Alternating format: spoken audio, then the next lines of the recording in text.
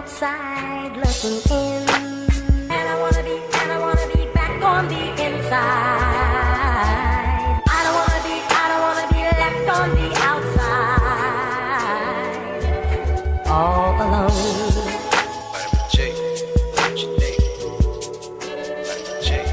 All alone.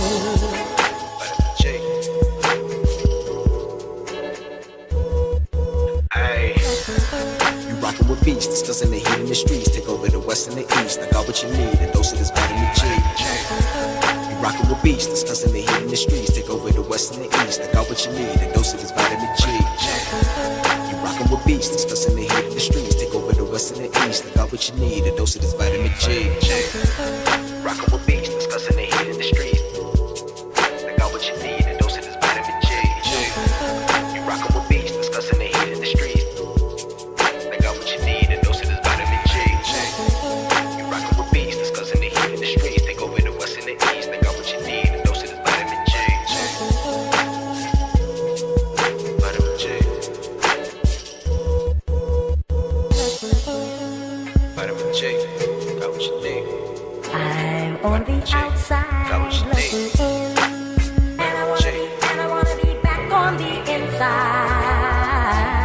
I don't wanna be left on the outside, all alone. Vitamin G. Got what you need. Vitamin G. Got what you need. All alone. Vitamin G. Discussing that heat in the street, and we got just what you need on vitamin G. You rockin' with beats, discussing the heat in the streets. Take over the west and the east. I got what you need, a dose of this vitamin G.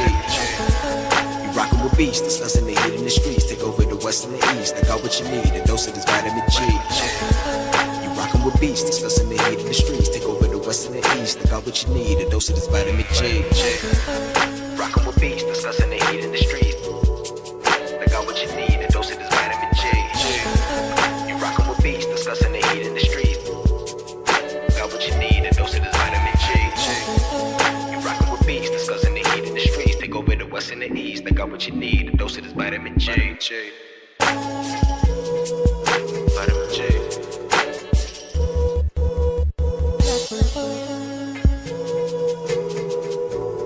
I'm on the outside looking in, and I wanna be back on the inside. I don't wanna be left on the outside, all alone.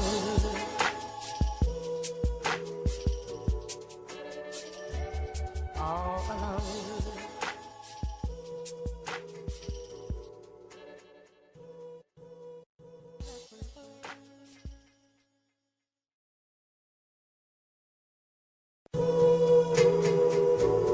I'm on the outside looking in, and I wanna be back on the inside.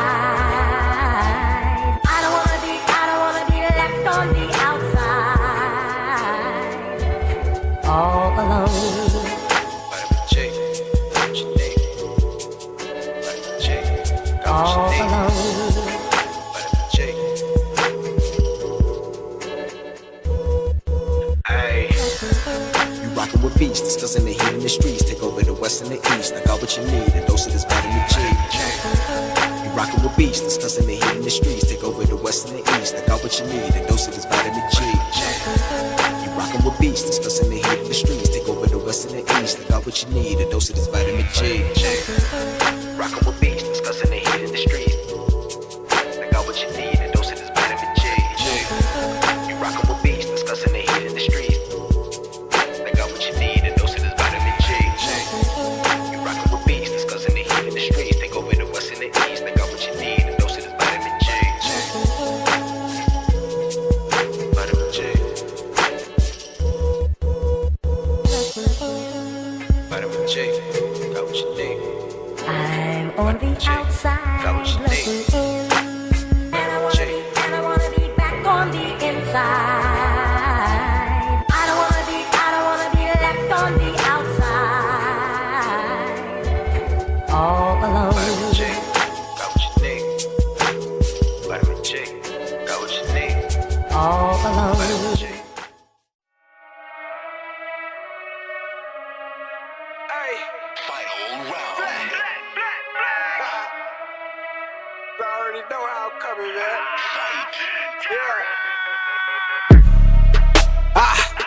Tryna run the town.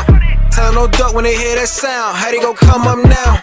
Heavy as the head that'll wear that crown. I'm going pound for pound. And if it's about smoke, then we talk all of that. From an ounce to a pound. Shake it, they biting this now. Cause my drip right out the seat. How could they be? Give me a couple of rounds. Cause I'm a beast when I'm on vitamin G. You see this start crumbling now. Mad struck, start mumbling now. Get the gist, I ain't reaching for cloud. Plot twist, I'm the one with the keys. Clock blitz, know they look how it freeze. Different continents, I be torn. We living life, making yours look boring. See, we win at the end, it's a spoiler warning. Cause I keep heating up, I might blow the whole planet. They calling me toxic like global warming. But they keep tuning in once again and again. I'm the one at the top, just a formal warning. Truly, I'm De Niro when it come to movies. Get De Niro, entertain the groupies. Habanero if you come pursue me. But I hop on the gang, too busy rolled up whenever my girl getting moody. Link up with the gang, we all go insane. Catching them bills on the duty. I'm in Stixie, I'm locked in. Bought a box, I was like 10. Back then, used to box, nowadays they ain't throwing hands. Mama said we got more advanced. One thing about me, I adapt, bought a Glock fin. Keep me safe from the block in. The game kept me off the block. Ain't got flex about looting my Ruger. I can shit on you with my computer. See my graphics card costs more than your damn job can afford to pay you. And my monitor, big as hell, detail, so I can see when I spray you. To reload the clip and record the clip is go all say to that SSD. Know a whole lot of trill game heads like me wanna see tune into that VGP.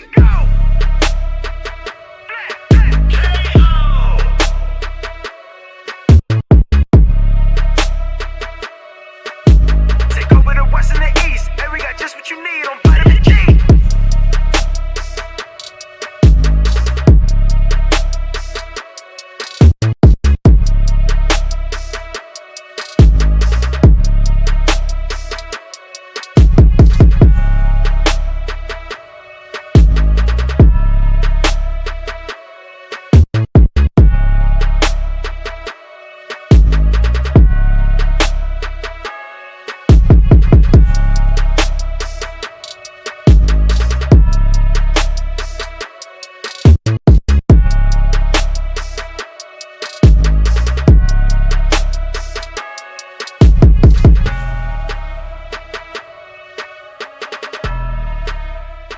All right.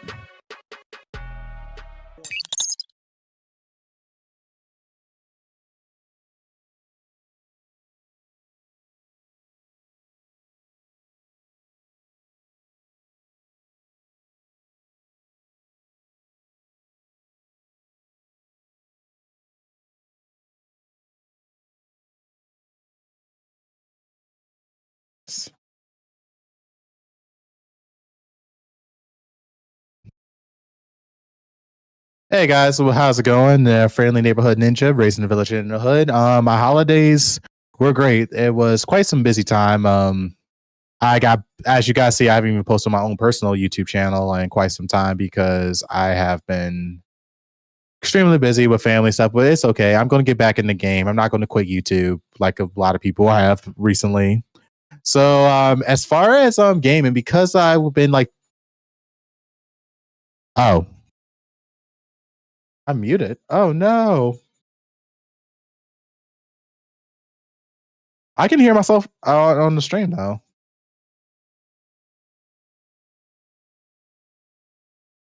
Okay. Okay, I got you. So besides because I've been with family, been traveling around a lot, your boy got into mobile gaming a little bit. I'm like heavily into, so I decided to get like a bunch of different games for my mobile phone. And with the games, I got controllers. So recently, you guys remember I had this controller for a mobile controller, the GameStar X2 Pro, which I kind of scrapped the review because I wasn't much of a mobile gamer and I use it for emulation. I just like, but that's it. Well, your boy got two other mobile controllers. I now got the Backbone controller with the USB-C port that works for Android devices and up to Apple, the iPhone 15, because it has a USB-C port. So, you know, thank God Apple finally moved over. And I also currently have the Razer Kishi version 2 mobile gaming controller that is for Android only. This one does not support the Apple 15. So are you good? Oh, yes, I was. That's legendary, Yobi. I was playing Devil May Cry Peak of Combat. I'm surprised you were able to see that or hear it. Hopefully, I don't know. I did. It is the combat is okay. It's good enough, but it's so much gotcha mechanics, and also, I understand Call of Duty Mobile. There is a really big community in Call of Duty Mobile. I did not realize that. I also realized that Netflix is having some decent games like the TMNT Shredder Revenge game. You can play on your mobile phone if you have a Netflix account. I saw that. Yes, and they got not only that, but I got 2 games. I got Dust and Neon that's behind the Netflix subscription, and I have the TMNT Shredder Revenge, which I was shocked. I got Grid Autosport, which actually looks good. I got the Mega Man X Dive. I got the offline edition, and it's really good. Great GTA San Andreas Definitive Edition, the same Definitive Edition that's on console, runs on phone, and it looks just as good. And I'm like, yeah, this definitely was a mobile game. Definitely a mobile game.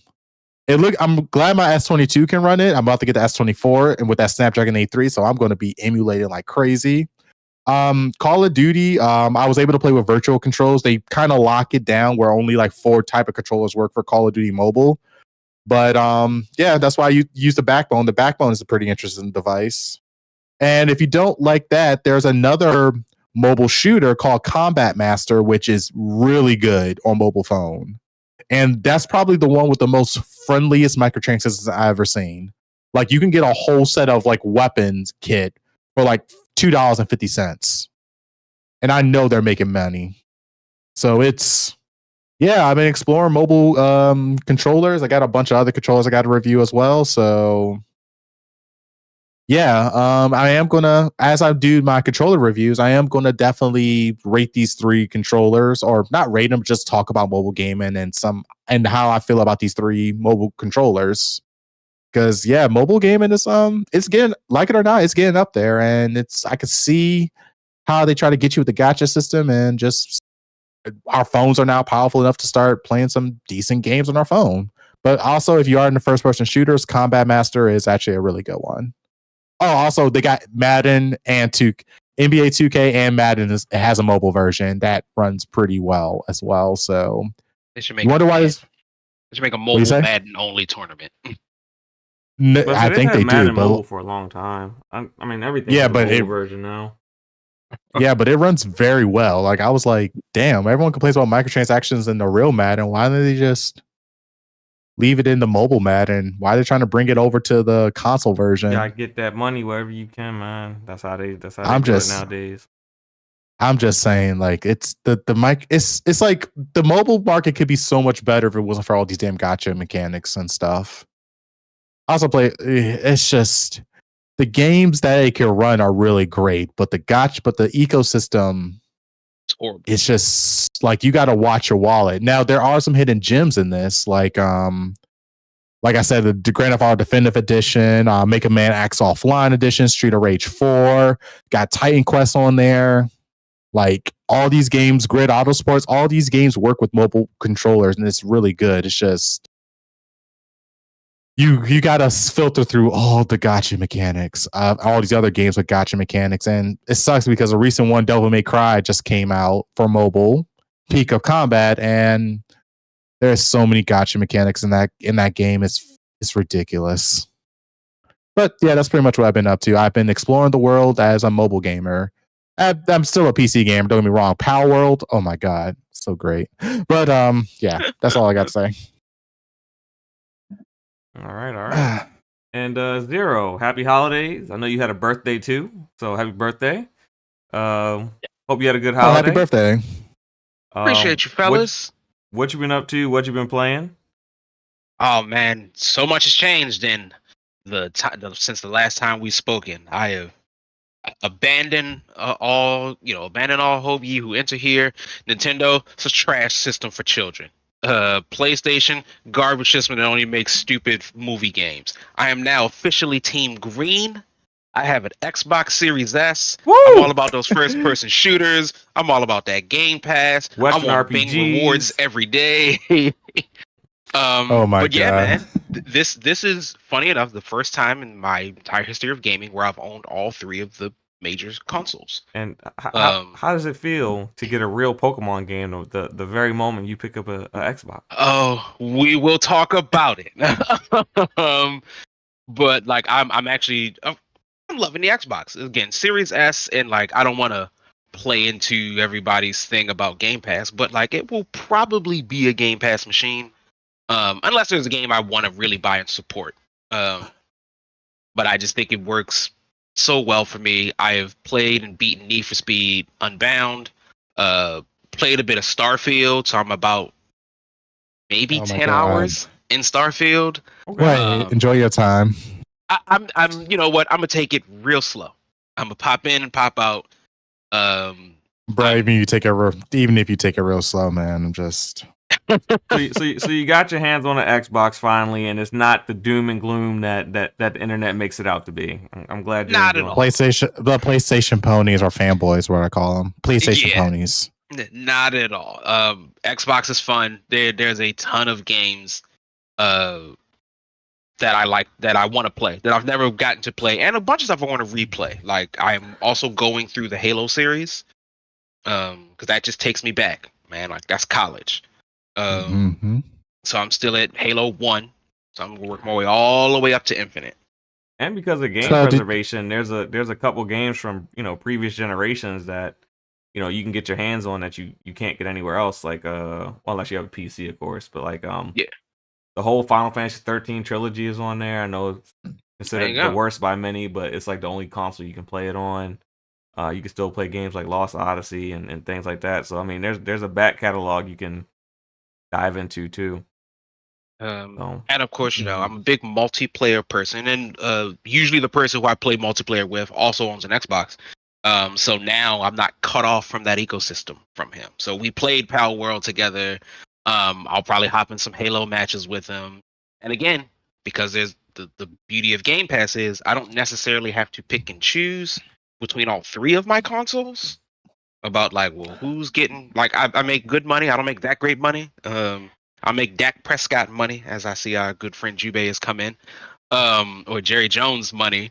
So, sometimes I gotta parse things out wisely and see what's going on. So Game Pass is cool for that. Fun fact about Game Pass. Game Pass has now pushed itself down to more TVs. So originally it was on the Galaxy, Samsung 8th gen TVs. They pushed them down to the 7th to 6th gen now. yeah, and they're going to I be actually on tried LGs it. soon as well.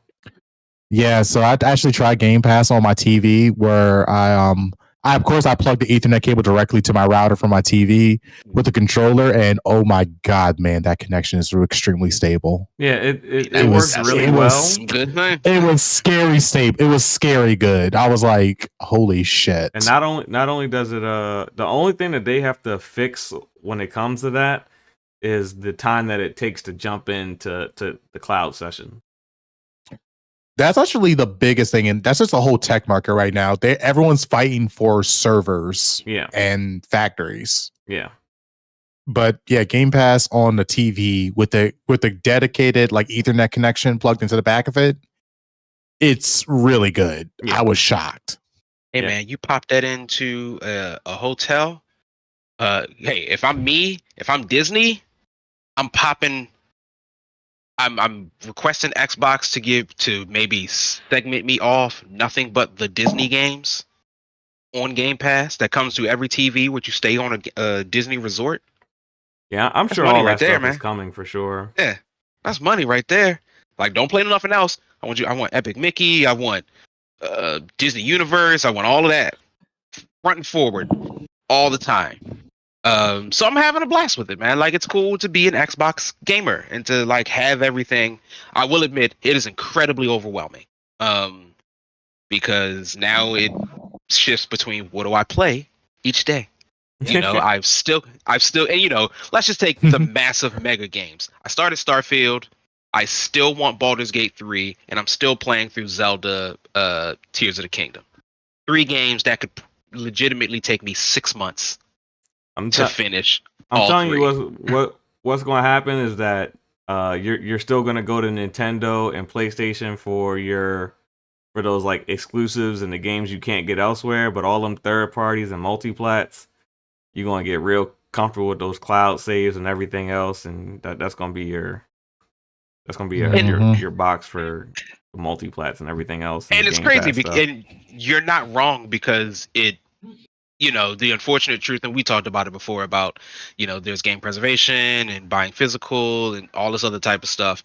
And I do my best to buy physical when I can. But even when I was on PlayStation, I game shared with a friend. So effectively, like, we just bought. If I bought a digital game one month, he bought a digital game the next month. Boom, we get to play the game. And like, to me, that just makes financial sense. Yeah. Now, of course, is it the great, quote unquote, best for the market? That remains to be seen. But if you like physical, you still want to do physical. But then it comes to there with Xbox, where it's like, I would like to buy Lies of P. I have no problem with it, but it is already on Game Pass. Yeah. And like, it's right there. And if by chance you're not gonna finish it before it comes out, when it's leaving Game Pass, you get 20% off on the purchase. Yeah. So what it comes down to, and at the very least for me, what it focuses me on, who do I really want to quote unquote support? Like, for example, if Hades had come on Game Pass, I'd still buy Hades, because that's my game. It was I on want to support. Game Pass. Yeah, I want to support them. Those are my peoples. Yeah. If Starfield's on Game Pass, Bethesda gonna be all right. I think personally, Ubisoft gonna be all right. Oh yeah, because Valhalla did just drop in there. I don't know if you ever played that, but it is in there. Yeah, and Val. I'm surprised they went on Game Pass, because that was early access on PC for the longest. It's really good. It's a really good survival game. So Jubation though, he paid the full 100 for it when they launched. I was like, man, you're crazy. 100? He got the little Ultimate Edition for Valhalla, and like 2 weeks later, it was like $30. But I felt real stupid. Oh my God, Jupe, I should have stopped you. I mean, not Jupe, I mean Zero, I should have stopped you. Like, damn. But it's good, man. Like, I'm enjoying it. I'm assuming we'll talk about. I did play Palworld, but I'm assuming we'll talk about Palworld later. Yeah, so that's one of our 3 topics today. It's gonna be try to keep it kind of light. Yeah. So again, when I'm playing Palworld, I'm doing in-game content for Star Ocean: The Second Story. So I'm very excited for that, and then I'll take a break from it to do something else, and then circle right back into it. On Nintendo side, still getting through Mario Wonder. And still having a blast with it. But like Nappy said, I spent a lot of time with family. So I got to play with Smash a lot with my niece and nephew. So that's always fun. And that's earlier before the cast, I went to Disney World for the first time. So I had an absolute blast there. Unfortunately, Nintendo Land won't be at Universal until next year. So another trip back sometime down in Florida then. Well, otherwise, that's it, man. Excited for the new year. Happy to be back on the show. Happy to talk to you fellas.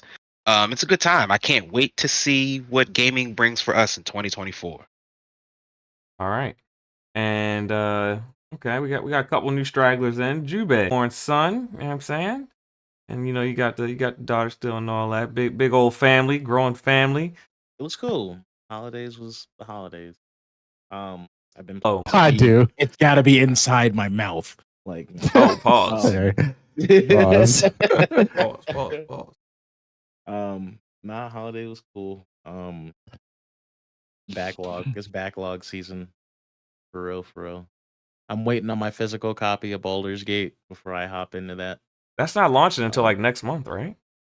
Yeah, that's okay. Yeah, I'm about to say, I thought it was like another month before the physicals. Yeah, it comes out in February, but nope, let them figure. Everybody else beta tested exactly. Like, I'm good over here. Yeah, it's been. Yeah, I'm just trying to catch up on backlog. I'm almost done with Hellblade 1, so okay. I'll move First on. time? Yeah. Yeah, I'm gonna wait. Looking I haven't played either Hellblade yet. I'm gonna wait until April to play it, so I'll roll right into it in March. Oh, fun! Hellblade was actually on Steam for like $2. Yeah, recently. I'm the only one here that played Hellblade. No, I mean, maybe not the only one that played it, but No. Here, I started it. I started it, but I didn't finish. I got fucking bored with it, but I beat it. The voices going on in your head all the time. Right. Um, But yeah, 2024 is hurting the wallet already. We ain't even gotten started yet. I still got to get Grand Blue. Still got to get. You tried it? No, I have the Ooh, demo downloaded. you're But missing out. That shit was fire. I don't. But Are you going for? Are you a Tekken person? Or are you still gonna stick to Street Fighter? Are you gonna go for Tekken Straight 8? fisticuffs out here. so I will be getting Tekken, even though that's not my game, and I haven't honestly. he played enjoys Tekken. getting It's like Tag Tournament or Tekken 6. Tekken 6 was the last Tekken I played. No, you're not too far behind. All right. My Well, second last. Good though. Yeah, It was. three. Got it. all right. And to get through It's real these intros, let's hear happy holidays to Omar. What you been up to, Omar? What you been playing? Yes, a bit. Lots happened. First off, because my podcast was not showable on YouTube, I had to change it from Game Player to Other Player podcast. So like, Other Player. Game Slayer was too violent for YouTube guidelines? No. There was already a different channel by that name. So when you type in Game Player, you Somebody else absolutely was have to type in podcast, and even then, sometimes it wouldn't show. So that's why I had to change it. Oh, okay. You gonna spell it a special way? Yeah. Other than that, so I beat Mass Effect 2. I'm this close to get the platinum in it. Okay. I enjoyed it. The final ending was fun. I had a blast with it. The last mission was entertaining as heck. Almost like a chef puzzle. I also got the platinum in Prince of Persia. Nice. The crown, the golden crown. Okay. The new one, yeah. Masterful. When it comes to the combat story, I'm lost. I'm not gonna lie. It's way too much reading involved in it. It's Yeah. like there is close to a second game pure out of reading material in it. Man, All of it.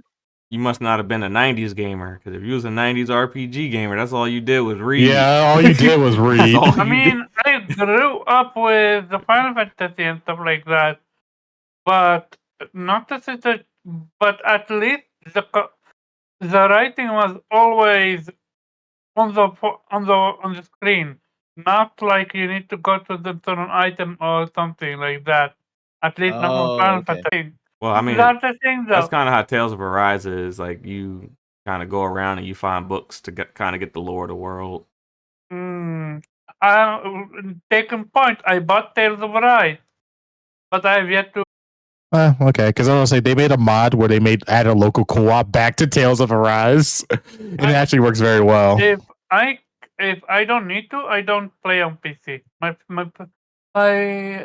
per platform is PlayStation. Well, at least console in general. Okay, that's fair enough. What did I do? Well, I started a game called Dredge. Almost Metroidvania. You gotta get a little. It is. You gotta get a little deeper so you understand what's going on. Yeah, it's I'm true. trying to. I just got my self power or something like that, and it's entertaining to say the least, but it's addictive. It is, because you'll be like, oh, do I want to stay out, or do I want to go back in because it's dark? No, I have no issue staying out. I outrun them unless the shark come in and devastate me. To be fair, there is a little neat trick I learned that when I die, I make something what I didn't want to. For example, I lose a cargo and was important one. I can always just reload and call it a day, and this way I wouldn't lose my cargo. Otherwise, it's a one save file, so you gotta make sure what you want to upgrade is upgradable. I already upgraded my yeah, I am fully prepared to this year game. This year game I is don't know gonna why. be sad. But that's about it on my end. I don't know why the stream's buffering. I'm on gig It is. speed. It is buffering. It is buffering. I'm on Sure. gig speed and they want to buffer. They just trying to stop my shine, man. But anyway, Let's see. we done made it through intro. No, it's fine on my end. Nah, I can see it buffering. It stopped. Nah, but, I've seen it stop a couple of times. Okay. But you know, holidays was cool. My kids broke me. I got 2 MetaQuest headsets for them and a bunch of little VR games. So we've been kind of doing that. Ooh. Ew. So Did you get him to walk the plank? I have to say, man, god dig, man. Yeah. And if you fight, I'm taking it away from you. Yeah, so you know, Yeah, for the whole week. got like Creed. Right, so far we got you know, the Asgard's Wrath that came with it. No one's played that yet. It's not really their age type game, but I got them the Creed boxing game. So they've been punching walls and shit by accident. And Fruit Ninja and Beat Saber and a couple free to plays. It's a little bit disappointing because they do have Roblox VR, but you have to have an adult VR account to play Roblox. On the, I mean, have you seen some of the Roblox servers that they can get into? Yeah. It's understandable. I'm about to say, remember, there was a Kim Kardashian server that was dedicated to her and Ray J. Just saying. my Kids could just stumble into. my kids, they just play like Attack on Titan and shit, and like jujitsu. I'm just saying, Yeah, I know. they can stumble into it. I keep my eye on them. You know, make them cast to the TV and stuff like that. But you know, it's all good. And I beat Tales of Arise. I'm in the Beyond the Dawn DLC. But I'm about to switch back over to Final Fantasy VII and go through Crisis Core and remake all over again to roll in got to roll in gameplay. They're gonna make. I don't think it's gonna be a ton of changes. And you know, up to haven't been up to much more than that. So you know, other than that, just been keeping my eye on the news. There's been a lot that's happened since we shut down the show. Which typically this time of year we don't get that much gaming news, but it's like as soon as we shut down the show, we got a ton with the Insomniac leaks, and then I think Microsoft just found out they had a hack recently, and Microsoft became the richest game. Yeah, Microsoft became the richest company in the world since we left. It's just been a lot. Ubisoft had some stuff going. Like it's 6 trailer drop after we went on break. That was after, Yeah, so I mean, Everything. like everything happened. It feels like everything happened after we went on break. So, So with that, I did start doing videos on my YouTube channel. I did my first one last week. I'll be giving y'all guys content throughout the week this week. So I should be doing that every week. So you can go over to my page, Land of Pharaoh, shameless plug. And without further ado, we will jump into our first topic of today, which is the new Yakuza game. The pre-orders went live. They went live today, right, Jubei? Something like that. And it caused a bit of outrage because apparently the new game plus is trapped behind a paywall where not available if you get the base game. You have to get the where's the timestamp? Oh, here we go. Top Giga Edition. Yeah, you got to get the I mean, I don't feel like New Game Plus is a Payable feature. like a must-have feature that you should have to pay for. It's kind of like when PlayStation put photo mode behind The deluxe a edition. deluxe edition. Like, why are you putting photo mode behind? Like, photo mode, new game. Photo mode was still available. It just add-on stickers. Elementary school, we were paying for stickers now. Like, yeah, like I mean, the whole point of photo mode is to advertise the product more than anything else. Like, it's photo, like basically that's what photo mode is. It's a up-res picture. Why are you paying more? But Basically. But the new game plus doesn't necessarily make a ton of sense. I know people who wanted to talk about it.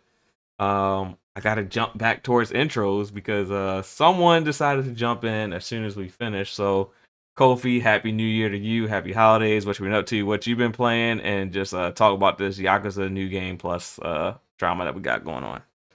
Yeah, the Yakuza New Plus stuff. It is good to finally be back. Hopefully, I'm more of a regular in 2024. I know I started off 2023 pretty strong and then completely fell off, like I did in 2022. Completely fell off in 2022 as well. So, yes, what I've been playing, I'll be honest, it's been a little bit of a slow burn. I was kind of in the job hunt, so I still have Star Ocean, um, Second Story R. Um, and I'm actually really in the beginning of it. I haven't really even like really dug into it. Hopefully that changes this week as the whole the job thing transfers through. I'm playing a lot of Gran Turismo. Okay. I'm really about to order a driving wheel set, and I'm not gonna lie, it's I'm gonna be spoiling myself and getting a pretty legitimate set. Nice. Both steering wheels that I want have some part that's sold out. So whoever can get inventory is gonna get my money. It's either Logitech or Fanatec. And Logitech doesn't have pedals. And like I've been on the Reddit, people aren't getting their steering wheels for like that kind of money if you can't tell me like a delivery date. So I'm waiting for somebody to get off their hands or whatever. Like you in So a I you can in get a tough spot because tax season coming up. So anybody got a little bit of extra money that's like you, they're gonna want to get themselves their hand on one of them steering wheels too. a little Dicey. bit tight. Yeah, a little Yeah. bit dicey. Hopefully I can get it before April though. Well, but I guess people do their taxes early, right? So Yeah. there's that too. Or later, right? Or later. Yeah. Facts, facts. That's absolutely facts. If So, you gotta pay, you um, you file in April. yeah, exactly. No, you're so right. So yeah, yeah, I apologize. This is probably the slowest I've gotten into gaming. Oh, in the DLC? Yeah, it's made to Vicent in the DLC. Nice. I'll say this: the DLC is not amazing in my opinion, but M Joe Halim and Kisara are highlights for me, and their particular character narratives were really rewarding for me. See, So it was well worth it. I just gotta ask you, does it kind of pick up because the relationships between the characters, like it felt kind of flat when the story first kicked off, and that's kind of probably why I haven't blown through it quite yet. It does not really pick up. Like, for me, who's again, I'm a big fan of Joe Halim and Kisara. Even though things were kind of obvious what their relationship was at the end of the base game, it's even better in my opinion in this game. Yeah, cause Um, so to me that was like this is kind of what I wanted, kind of, but it's not great. It's yeah, still cause like to me, yeah, cause I felt like I'm not talking about like individual, like like Alphen and Shion or Kasara and at the end of the game. And then when you go into Beyond the Dawn, it just that same feeling doesn't feel the same as when you beat it at the end of the game. They don't feel great. It's like the end of the original game, like emotions are kind of high in a good way, like not overly blown. You're like, this is this huge rewarding moment. And with I don't want to say too much, but with the young girl, is kind of like, what are they doing? it's like a little it's a little cheesy. That's why I Yeah, haven't it's like, that's why I haven't blown through it cuz it's just yeah, like I was I'm not really like something really interesting about this new world that they're accepting, and they're like doing these things, and I'm like, I don't really care. Like, what's Kisara doing? I just want to know what she's doing because that's what I care about, and they gave me that, so that's why I can't knock the DLC, but yeah. DLC. Yeah, it starts off with like it definitely has slowed my progress in that game. Like I play it a little bit at a time, but it's not like I'm not like rushing through to like see how the story unfolds. And the hard part is, so I got the trophy for doing all the side quests. There are a Off at level 40 100. quests. I I trained know, I know. Right, because you probably grinded up to a high. Yeah, that was the Oh, same thing. I that's think I whack. was like, yeah, it was like, come on, man, like at least let it transfer over so you All right, felt like all right, you earned. so I did buy a couple level up packs. So I didn't yeah, even do that. I actually, so because I didn't play with Dohalim much in the base game, all I played is Dohalim in the DLC. With his spinning attacks, I'm like in heaven. Like it's like some of the best gameplay I can remember. So I will say that's also a highlight. But it sucked. It sucked, and there's no trophy for maxing out any of the new spheres in the DLC. It was like, What? I don't know, it was like, why? What's the point? Right? It was like, why did you even do this? And And like, the that's new another skills are thing. cool. You level up, but you don't get the SP. Tell you. Wait, oh yeah, I didn't even think about that. Yeah, you get the level, but you don't get the correlating SP with it. So it's like, yeah, sad. But Good point. we went on a bit of a tangent. Yeah, Omar, I know you really wanted to talk about this topic. I know you're kind of passionate about it. How do you feel about the Yakuza New Game Plus with the paywall and Yeah. all that? I'm not a fan of it. Look, so it's not just New Game Plus. There is also the additional dungeon mode. And I'm curious if it's gonna, be able to sold separately. If not, that's such a dick move. Look, there is also the not twin thought. That behind paywall, no issue. Like that unrelated stuff or karaoke, but such as an actual dungeon or new game plus, and it and especially if you want to get the platinum or the 100% achievement, you gotta pay for new game plus. Like that's a dick move. At least from what I've heard, PlayStation does new game plus separately from main game. So is that correct, Copy? Is PlayStation at least not gonna need to be forced to pay I apologize. Infinite Wealth? So basically, Oh, the paywall is the new game and new game plus trophy wise, right? ooh, that's a good question. I don't know. I You want to know if recall you'll still be with- able to get the platinum without having a new game Yeah. plus? Yeah, Usually they do because God of Oh. Wars, Correct. I think, was separate. Yeah, like Horizon separate, Ghost Tsushima of separate. Tsushima separate. Yeah, They might have it as a side, the platinum. I don't know any Is game that- that's ever happened. Actually.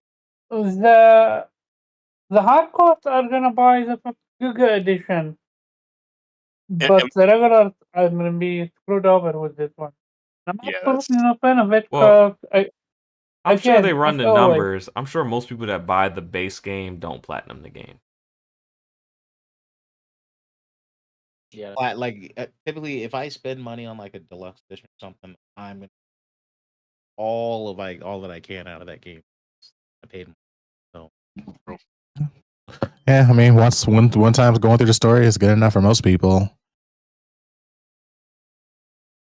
Yeah. So Even- I'm not encouraging move, eh? I'm not encouraging the practice. I'm just saying that I'm pretty sure most people who buy the base game, if anything, they beat it once. Because most people in general don't beat games.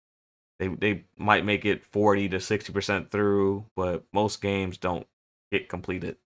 So I'm sure an even smaller segment of the new game plus there are, and I'm sure most of those people are the ones that actually bought collector's editions or deluxe editions or whatever. Those are the ones that are really.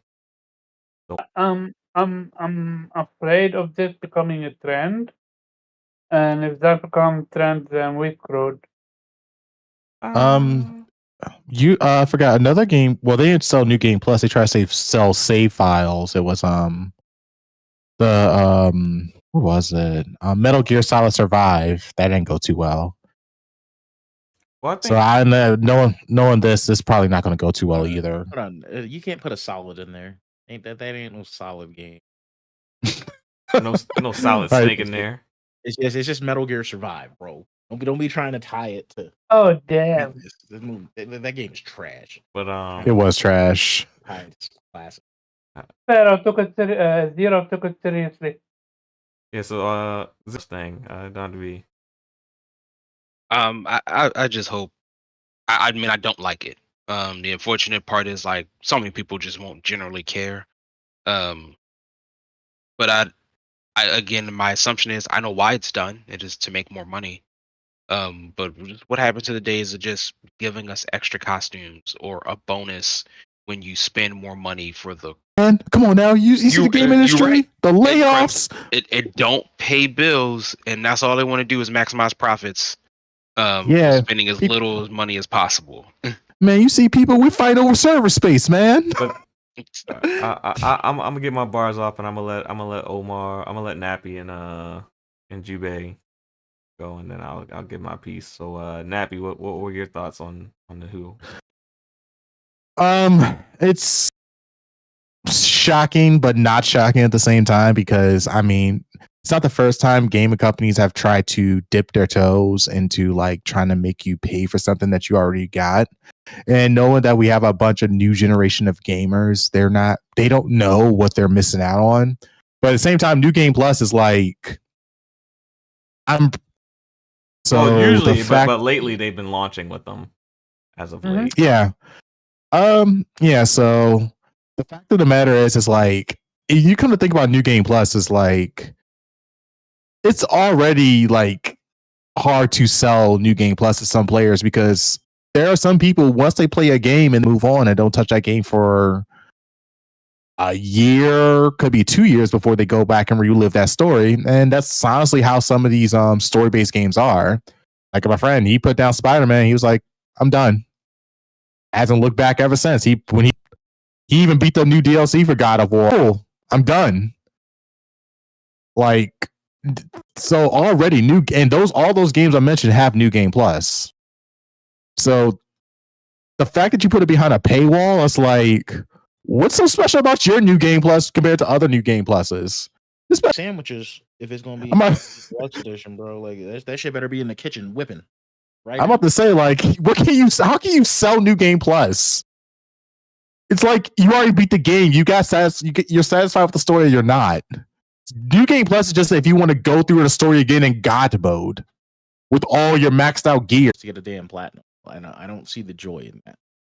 I mean, that's in order to get the platinum. Yeah. There's only like 2 games in my entire life that I like replayed with a smile on my face. The most recent. Yeah, I hate when they make you do it. I don't mind replaying games, but I hate like the fact that I had to do like Wall Market like 7-8 different times to get all 9 dress combinations was like is a nightmare. Yes, and you can't skip. Like the best thing something like Uncharted ever did was, hey, you just want to go to chapter 6 and just do this thing over again. Well, you can do that. You can just skip and do just fight Rufus and Reno, all this other type of stuff again. Like, please stop.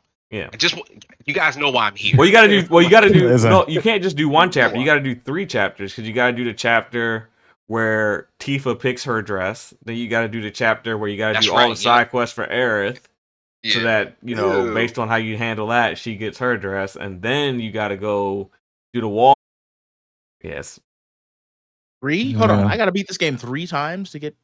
There's 9 dresses. There's 3 dresses for each character. You got to get all 9 dresses to get the platinum of Final Fantasy. So you can't. Is it possible to do this in one playthrough? No. Yeah. You gotta do those 3 chapters at least 3 times. But if you don't pay attention to the dress combinations that you get, then you gotta don't know what you have or don't have. Yep. Fuck. So then you might have to play it like 12 times, because you might have to do a final third option just to make sure you did all 3 correctly. Yeah, make sure you got like Aerith's 3rd dress or Cloud's 3rd dress. And then the plat doesn't pop until you finish it. Yeah. That's crap. Yeah. No. Yeah, you better make it worthwhile. It made I literally hated Wall Market after that. Like, it left a bad taste. And it used to be my favorite section of that game. It left a bad taste in my mouth after that for a while. Yeah. But yeah. Jubei, your thoughts on the whole New Game Plus? I don't think it's cool that it's locked behind a paywall.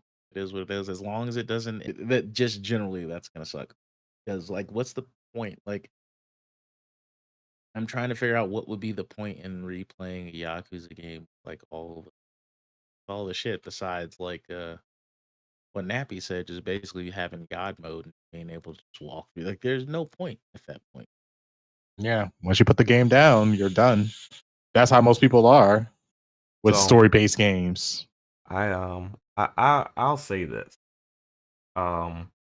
We can't be mad at what features they decide to lock behind a paywall when we were cool with the paywall to begin with. Yep. So when this generation Wait, who said we're cool with it? when this Well, we couldn't- generation kicked off, especially on the PlayStation side, there were a lot of games that you had to pay a $10 upgrade fee just to up the standard. And then people were like, okay, well, we can do it with the software side too. So if we want to do New Game Plus, or if we want to do photo mode, or if we want to do whatever, like you got to be staunch against it from the jump, because the moment you're not staunch against it from the jump, they're gonna keep doing it just in different ways, and we're seeing it right now with this New Game Plus. Am I a fan of it? No, but I mean, it's a slippery slope, and you know, we let them put us on it without any. I think the only real backlash that came with having to pay for these upscaled features came with recently. Last of Us 2 has gotten a little bit of backlash, but really it was only Horizon Forbidden West, because Jim Ryan at the time said that you would get the PS5 version for free, specifically. Other than that, for the most part, a large section of the community was okay with paying to unlock, you know, features, whether they were hardware features or software features. There was an acceptance, and now we're seeing an argument that we've been having for a long time, and people are just starting to see it different when it affects kind of the features that they value. Yeah, that's pretty sad. But with that said, we were on this topic for a good minute. Let's go on and move on to our next topic, which would be Palworld Domination. So Palworld launched on January the 19th. And since then, it has become the highest concurrent paid game on Steam history.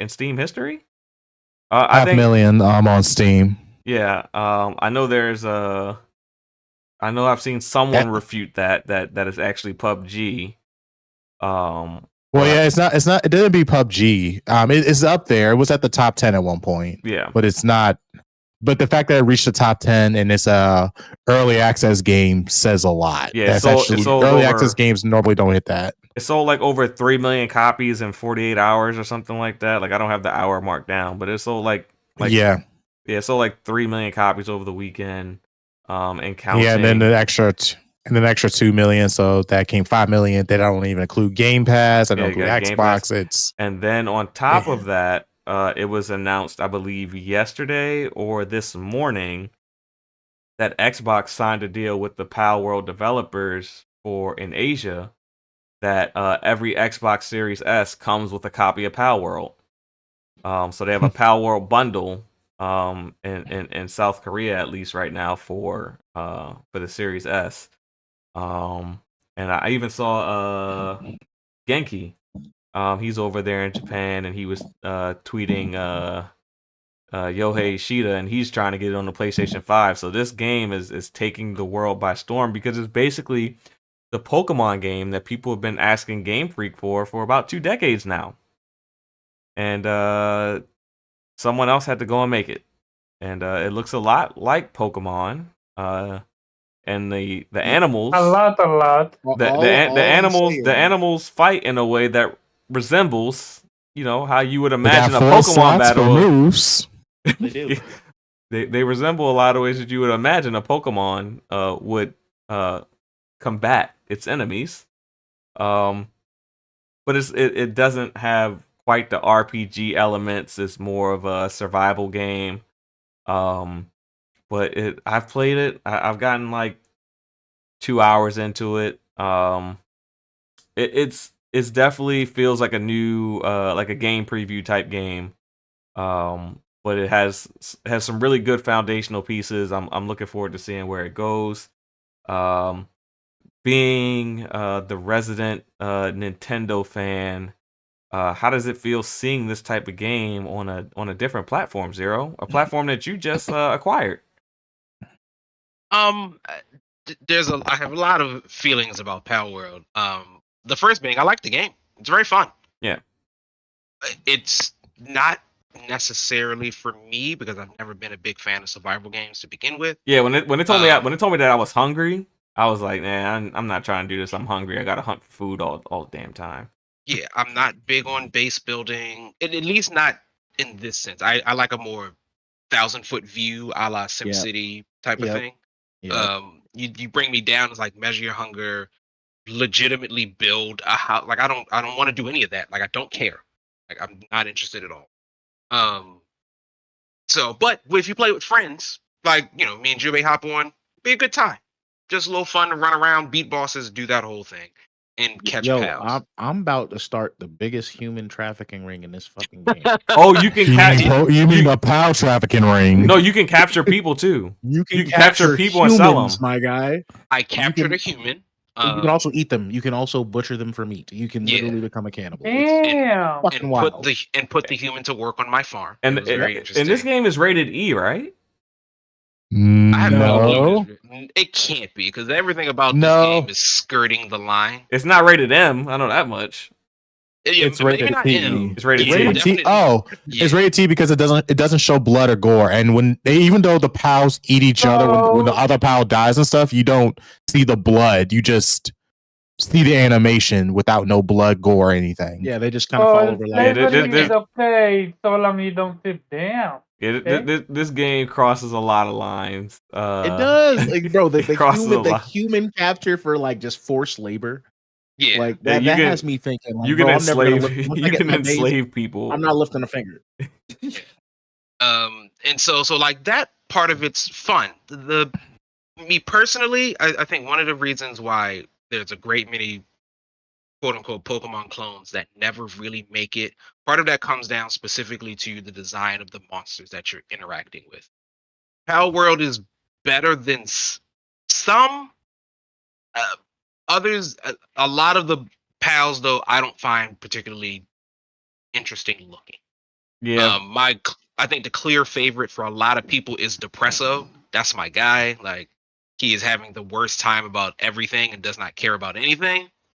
But most of them don't look that interesting. On top of, and I won't go into whether or not it's plagiarized, whether it's like flat out lifted, because I haven't done more research to say. But it is shocking that a lot of these look almost exactly like Pokemon. Not like animals, like Pokemon. Yeah, it's the Pokemon game you always wish you had, and the thing with this particular game is that it's captured the PC community, and the PC community has already put out mods for real Pokemon in the game. I saw that. Yeah. So this game is not going anywhere because people are going to be modding Pokemon into this game for the rest of its existence. It's only 101 pals right now, so yeah. And I definitely think the game has legs. But what you said, Pharaoh's, is I guess where I'm a little confused. As a lifelong Pokemon fan, this is not the Pokemon game I've always wanted.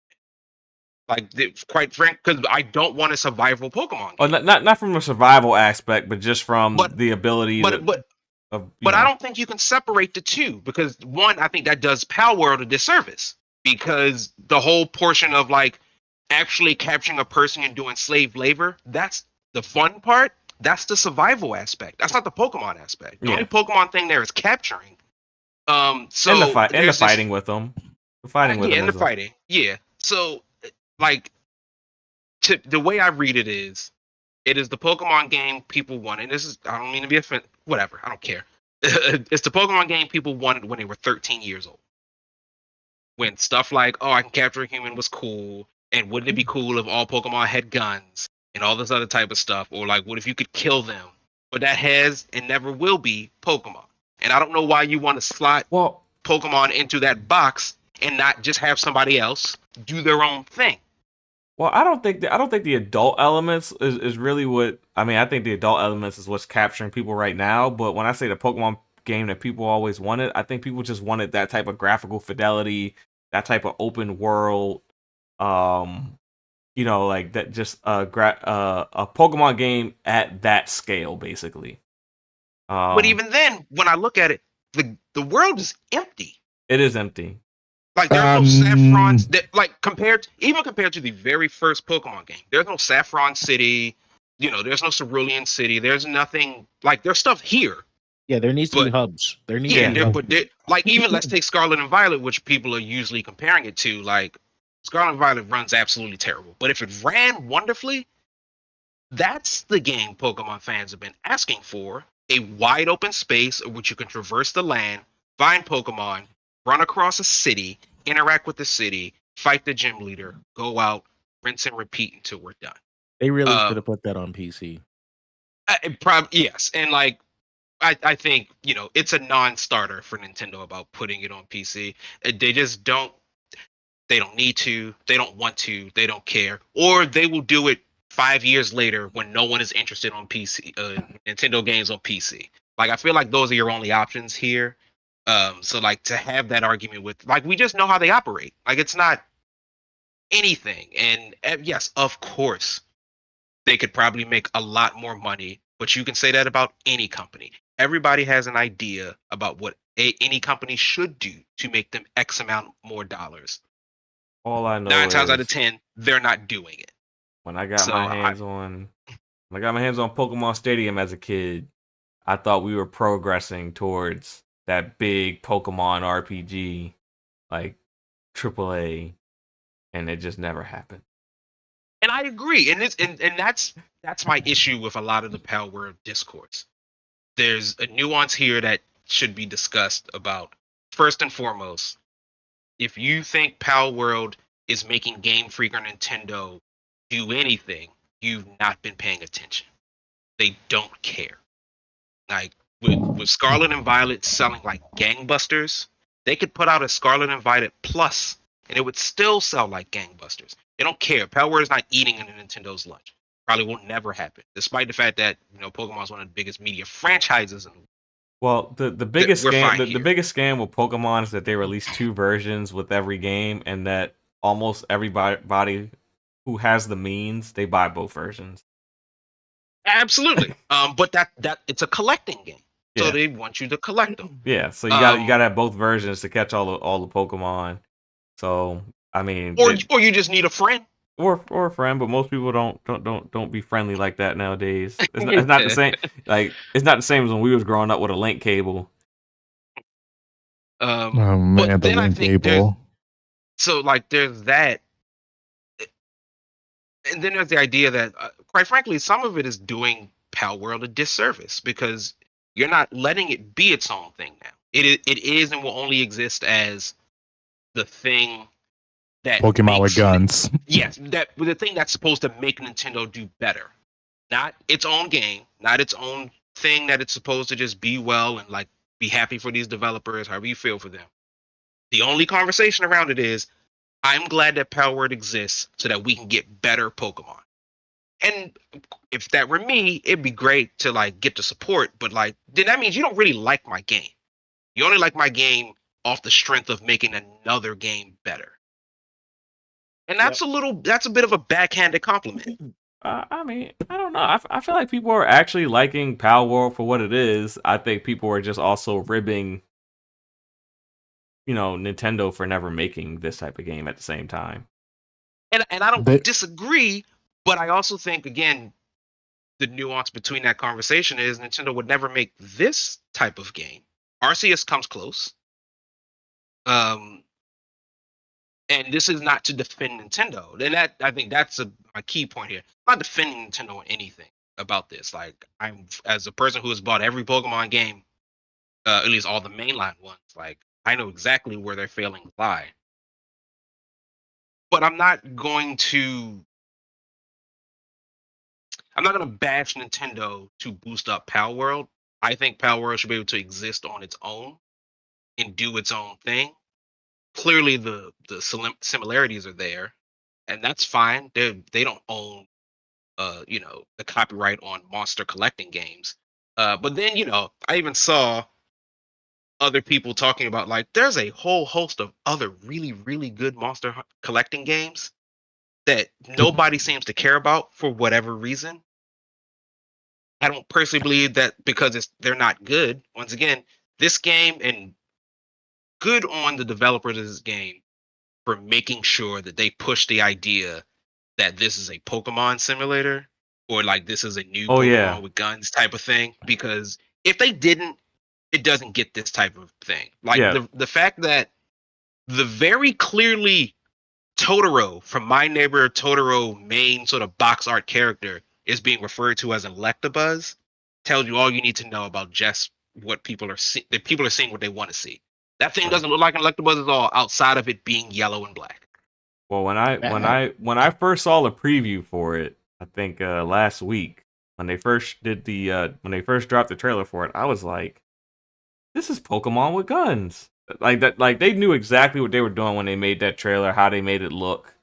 Because the trailer doesn't necessarily, it doesn't properly portray the type of game that you're going to play when you first start playing it. Correct. Also, it's like it's Pokemon with guns, but only for some Pokemon. Not all of them have guns. Yeah. Like some of them shit flamethrowers where you can literally you buy the saddle, you pick, and then with the saddle you can pick up the Pokemon and use as a flamethrower. It's Fox Parks. Pretty funny. Yeah, you can use it like that. I saw one that like a bird one, and like it the eggs that it drops explode. Yeah, that's you can actually you can actually it's like a nuke one. They have a monkey. That monkey acts as he spits a bunch of seeds at you. He acts like a machine gun, which is pretty funny. Yeah. There's a bunch of little fun combos. So like, but it's not like every Pokemon you get is like a gun. Like Lamball is a shield, if I remember correctly. Like he's just a shield. Mm-hmm. I remember fluffy shield. When it came time to catch my first PAL, I didn't aim and I lost my ball and never got it back. And like I had to search for like another 30 minutes just to find the necessary equipment just to make another PAL sphere. A freaking result of its Pokemon connection, because I did the exact same thing. I was like, oh, kill it, put its health down to 0, and then catch it. No, you've made it faint. Wait a second. When did Pokemon that you had to put the HP down to 0? It's not that. What I thought was that because when you knock them out, they clearly don't die. They just there. Faint. So I was like, oh, this is the fainting animation. Let's throw the ball at them now. And it's like, oh, what? Nope. You have to be extremely careful, bro. Do you know how many times I did a move like on like a Mewtwo or something, and I didn't have like a Master Ball, and I was like, exactly, please don't kill it. And this one, when I have my PAL out, pals be going ham. So I'm like, hey, bro, come back, because you about to kill this thing. I need to catch it. That's why you gotta. When it's low HP, that's why you just got to put it back in this ball. If you do not put it back in this ball, it's gonna go for that kill. And admittedly, for most of the pals I caught, I just went straight hands. I'm boxing them. No, I made a stick. I've been beating them with the stick. Yeah. So, and I'll end my thought. I like Palworld. I think it's fun. I would be excited to see if this goes further. I think we do both Pokemon and this game a disservice if we keep trying to tie them two together in a way that I think is unfair to both of them. And this is not me defending Nintendo. They need to fix what they got going on over there, or Game Freak, whichever one. But Palworld's success should stand maybe separate and beside Pokemon. But it just feels weird to just be like, yeah, this is the Pokemon game we always wanted. Because to me, all that's going to say is, as soon as Pokemon gives you that, you're dropping Palworld like a bad habit. I do hope that Palworld inspires Pokemon to do some things differently. Not saying to make a totally different game, but just, and I hope that Palworld makes some improvements. Like I think Palworld needs like some cities. Like I need some cities I can go into and buy like fucking Pal spheres and shit like that. Okay. It's also surprisingly like there's a lot of other game influences that I keep seeing in this game. Like legitimately, the sound cues sound almost 1-to-1 to Breath of the Wild or Tears of the Kingdom. Hold on, but before the sound, so I've only played this on Xbox. When I say this sound is fucking dumpster juice, Yeah. On the Xbox, it's absolutely terrible. It's fucking tinny. So It literally what sounds like I'm apparently- playing like Well, on an OG ass Game Boy. apparently- Is that like a chained Apparently, what version? Is you're it playing chained on Game Pass? Xbox is an older build. Yeah, we're playing like I 3 believe versions it. behind, like 2 or 3 versions behind. How they Yeah. launched together and they give y'all old one? What? Because we're in And- we're in early access, and that shit has to go through certification. So, Yeah. Mm. So because it has to And- go through certification, we didn't get the newest version of Palworld. And the worst part about that is that you guys can only stuck at 4-player co-op. Even if you go in a private server, y'all still stuck at 4-player co-op. As opposed to Yeah. what? As opposed to what? You can go up to 32. 32. Yeah. What? No, seriously. Yeah, if you have a private server, you can do 32-player co-op. You have your own PC that's powerful enough to handle 30. Oh my god, that's a crazy tether. 32 people tethered on one world. That would be insane. Yeah, just get a dedicated server. Even though the servers are expensive, the cheapest one I saw was like for $15 a month, but that's a 4 gigabytes of RAM. And like that can handle like maybe like 5 trainers. But then the most expensive one is like $80 a month if you really want that 32 players, everyone building their own hub. yeah, I saw a video on YouTube. Like someone was it was like a big co-op, and like they were like destroying each other's bases and shit like that.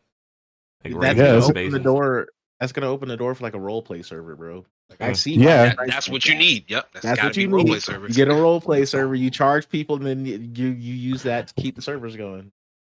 Well, Clans, yeah, I mean, all types of shit. I was gonna bring that up in mine, but never mind. But that was one of the things because Apex hosting is like one of the well-known ones that let you host servers for most all multiplayer games.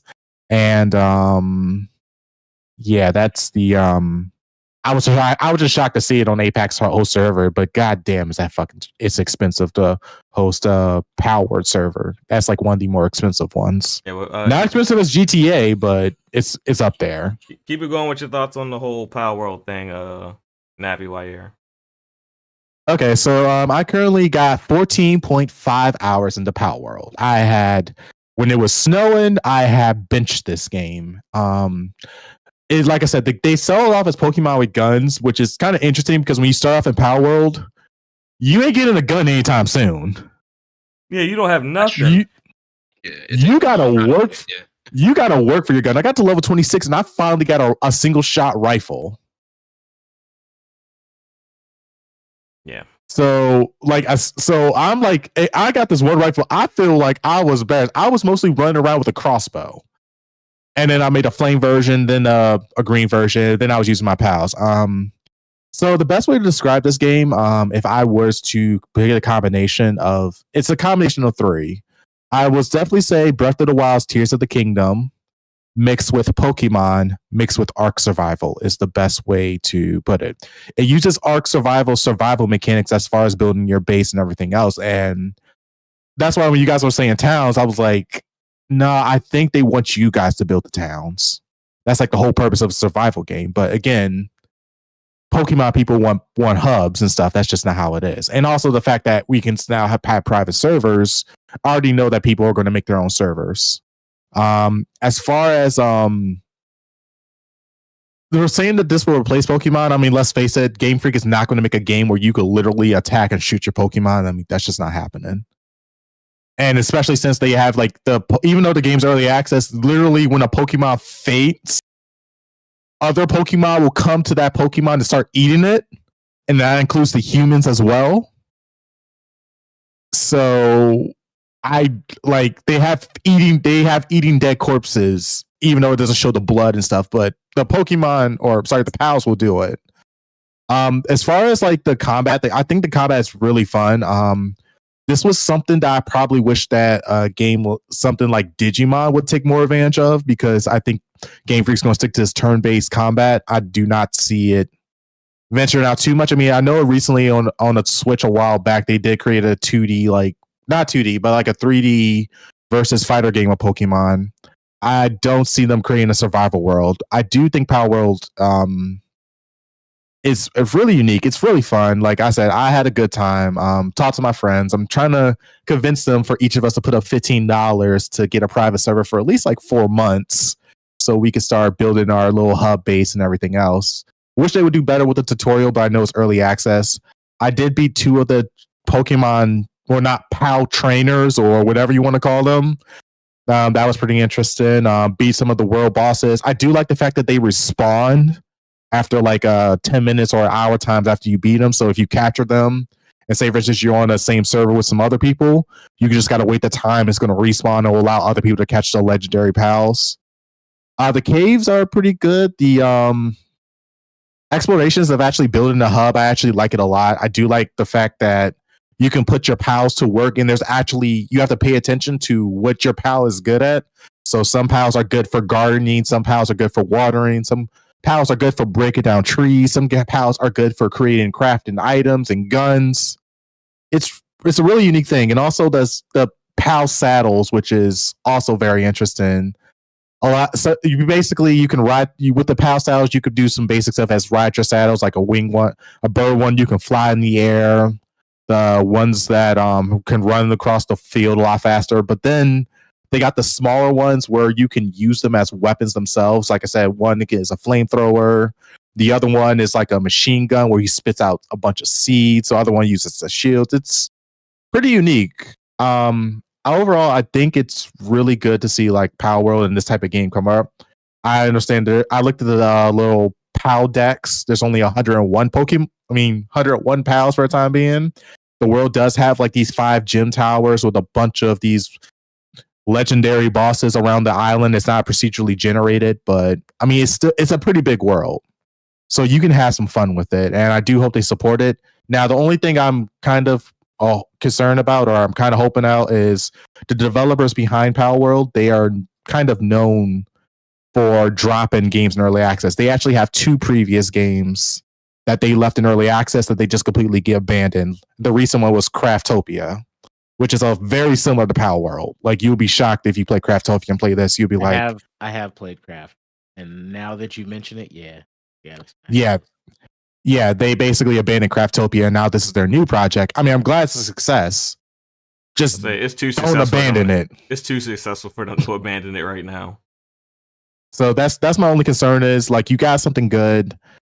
Please, for the love of God, finish this. Do not abandon it, because you already got a bad streak of abandoning early access games. I have a feeling they're not gonna do it with this one because this one grew way too big for them to abandon it. Oh yeah, I mean, it got on Game Pass too, so this is their first game that ever gotten like this amount of views and got on the Game Pass. So I'm pretty sure, like, if they were not to finish this game, I could see a lawsuit waiting to happen from Microsoft or somebody.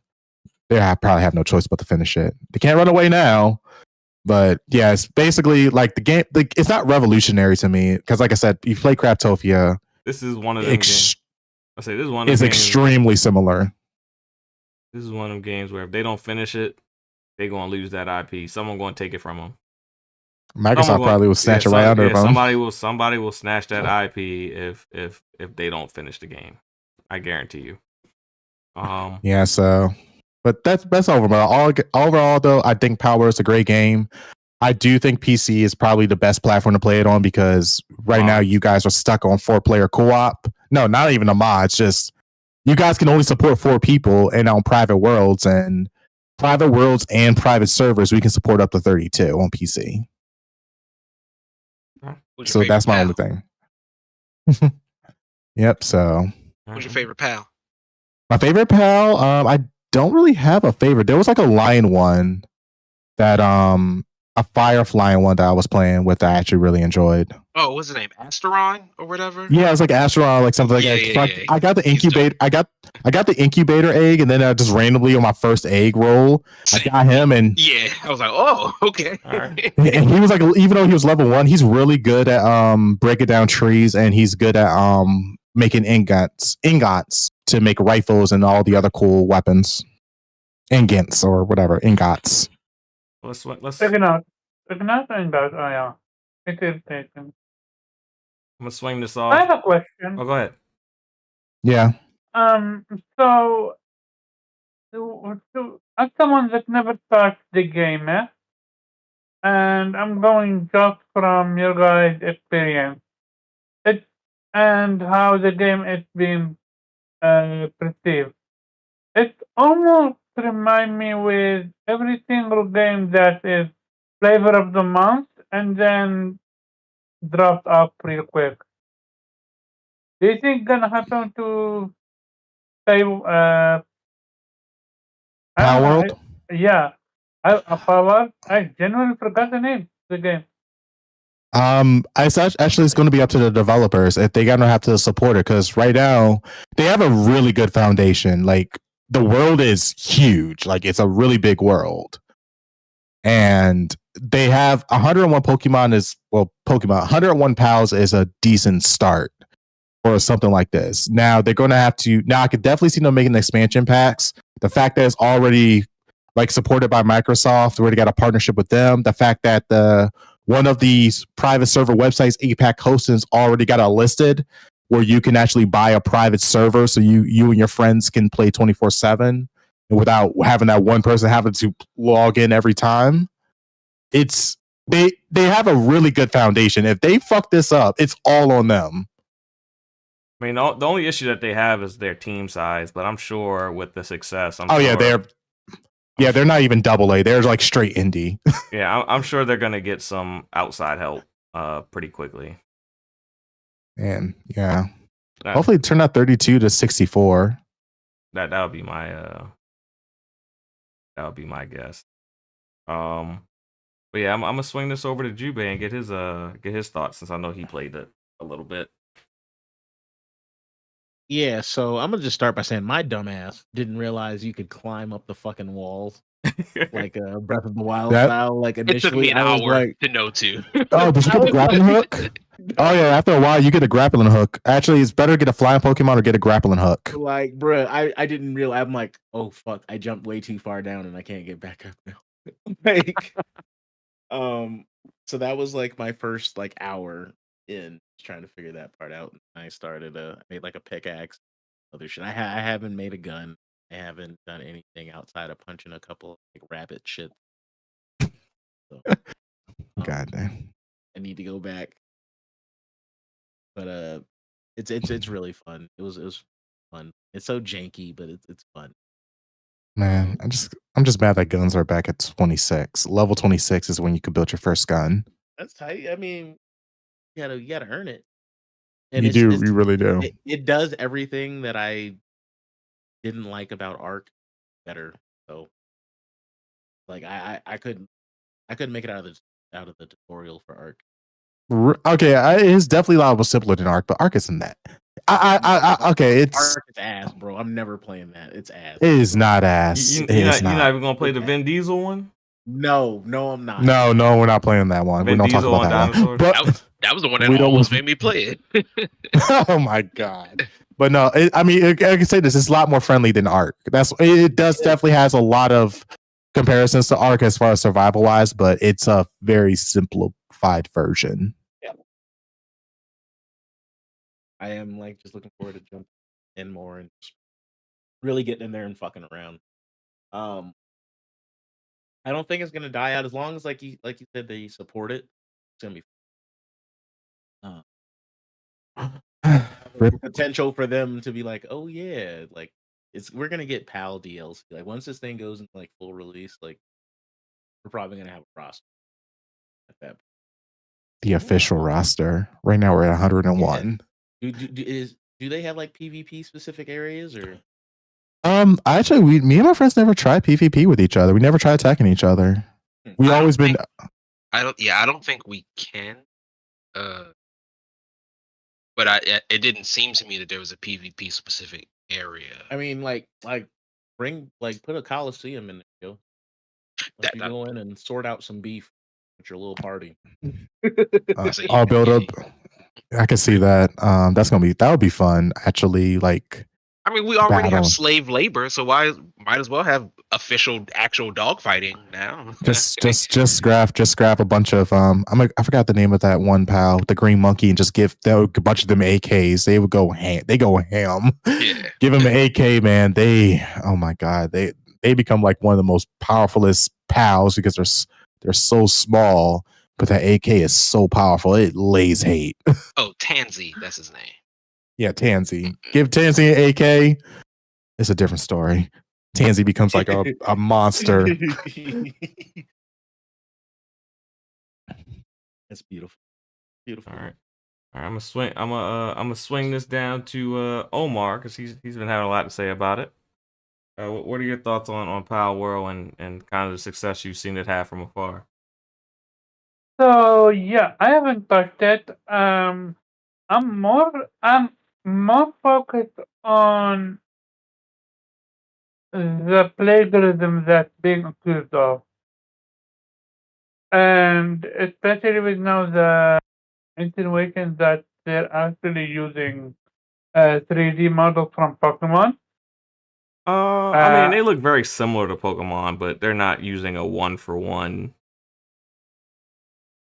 of literal Pokemon because that would be a copyright infringement. But they did flirt the line quite a bit. Oh, they flirt real close to that line. Yeah, they flirt really close. It's like they have the exact understanding of what they can get away with, and they went all the way up to that point. Went all the way up to that level and nowhere further. So And again, I will say it what I said before. I feel this is gonna be a flavor of the month, maybe even 6 months, and then it's gonna die down. I think it just all depends on do they keep making the game better and do they get out of the way of the people that are currently enjoying the game. As long as they don't get in the way of people that are currently enjoying the game, being that it's PvP and people can have their own private servers and do what they want to do inside this open sandbox environment, the game's not going to die down. It has the core gameplay elements of this game are too good.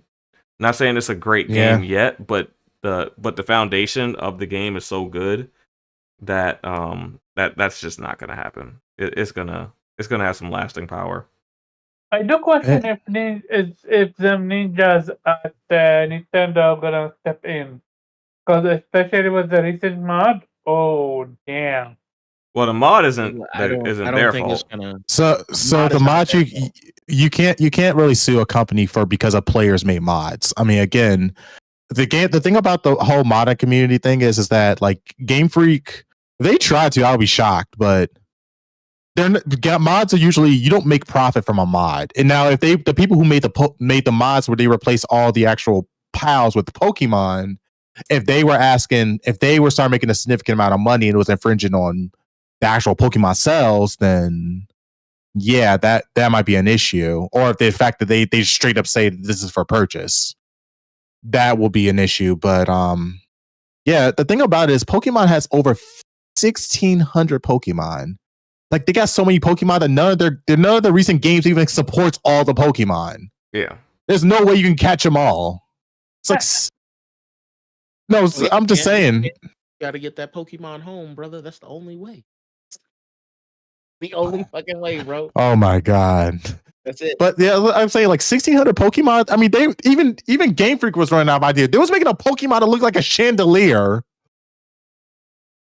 They were making new types, fairy types. What the fuck's a fairy type? I'm old school. Let's go back to the 151. We good. Go back to the 151. Yeah, I maybe you can go up to 300, but the 151. No, that was Joe. Wait, don't disrespect Gen 2, man. Gen 2 got sick. Nah, Gen 2, Johto. Oh my god. Yeah, Johto. The Johto. Johto was cool. Johto was cool. Silver and gold era was different. Yeah. Facts. Yeah. So I mean, the fact of the matter is, there's so many Pokemon. I mean, there's so many Pokemon that like. There's going to be some so-called plagiarism. I mean, it's not that hard for the developers to get past it. All they gotta say is, look, we didn't base our Firefox off of Flamori. What was the name of that Firefox in Pokemon? Vulpix. That Eevee could have one of the Pokemon that Eevee can evolve to. Flareon. Well, yeah, Flareon. Yeah. Flareon. They look very similar though. We didn't base off of Flare.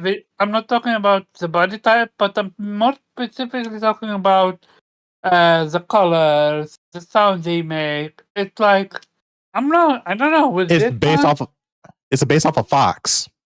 It's not based off of Flamorion. It's based off the Fox, man. Come on now. What? I can't have a Firefox as well? Fire burns red or orange. What do you want me to do? Make it blue? Blue Firefox? To be fair, Naruto's fox don't look like that. Yeah, I'm there's just one saying. fox. I'm saying, you want to go into court? They're going to be like, what? Like, hey, you guys ripped off Pidgeot or Pidgeot? What? Man, our bird's made off of a goddamn seagull or whatever. Like Have our you seen penguin. Have you seen the pictures? How eerie similar they look? They do have very similar color designs. I will give it that, with some differences. They are toting the line, but I don't think it's enough for Game Freak to be like, oh, we're going to sue. Because the thing about it is that the Pokemon themselves are based off of animals already, and the ones that are based off of animals, it seems like the ones based off of animals are very similar to each other. I've yet to see like a creative, like if now there was a PAL that was like the chandelier Pokemon that was the same color and everything, then I'm like, okay, we got an argument.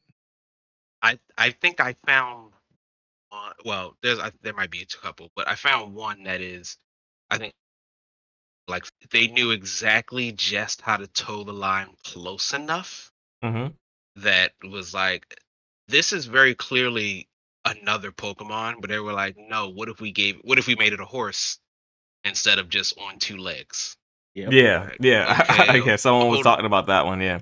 Yeah, hold on, because I know you. What's what is his name? Is it not Honedge? That's the sword, but he's from, I think, the latest generation. He has the two like, I guess they're called. I guess they would be swords. There's really what like knights use to joust with. Wait, no. He could be like, I think he could be either blue or red. Yeah, I know which Pokemon. Fuck is his name? I caught both. Yeah. I'm gonna send you the picture of the Palworld version of him. I mean, bro. But while you're doing that, Kofi, what are your thoughts on the whole Palworld situation?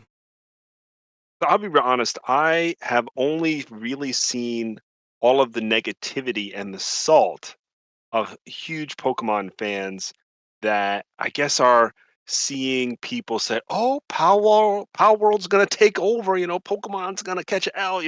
So it's always like retweets of, "I can't believe they copied. Oh, I hope they sue. They'll be dead." It's just a lot of negativity, and I think that Zero brought up some really good points that these two mediums really are so different right now that they really both should exist without really interference between the two, right? Like you're not taking PUBG and trying to associate it with other, I don't know, like Warzone or King of something Hill inspired games like Fortnite. Like I feel like Fortnite and PUBG, they don't really interfere with each other. I think the difference is that this game kind of captures the adult Pokemon audience a little bit. I mean, I feel like PUBG does capture a different audience from Fortnite. But I think that should be allowed, and like I hope that Palworld can have its own space that's not Pokemon.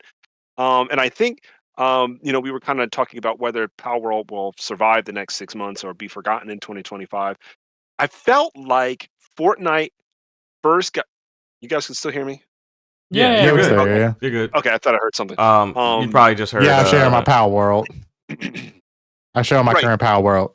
Oh no, you're good. No, but I just remember when Fortnite reached a certain point where numbers started to flatline, and they started to innovate by having live concerts like Travis Scott, and then of course they have now these seasons that really change up where you play, if you can even build a lot of the themes. They had Goku, they had like cyberpunk type stuff, and then they had like more anime inspired like samurai type stuff, and that was the smartest thing they ever did. I remember there was like some advertisement they were riding on like speedboats shooting each other. I was like, yo, they smart. And I don't like Fortnite, but I respect that some of those updates, they were kind of cool looking. I'm like, all right, they really switched it up. If Palworld can take that inspiration, not necessarily mechanics, but inspiration to have something like a stadium, like you and Jubei were saying, or have some cities like that could be inspired by Saffron to give other activities other than just surviving.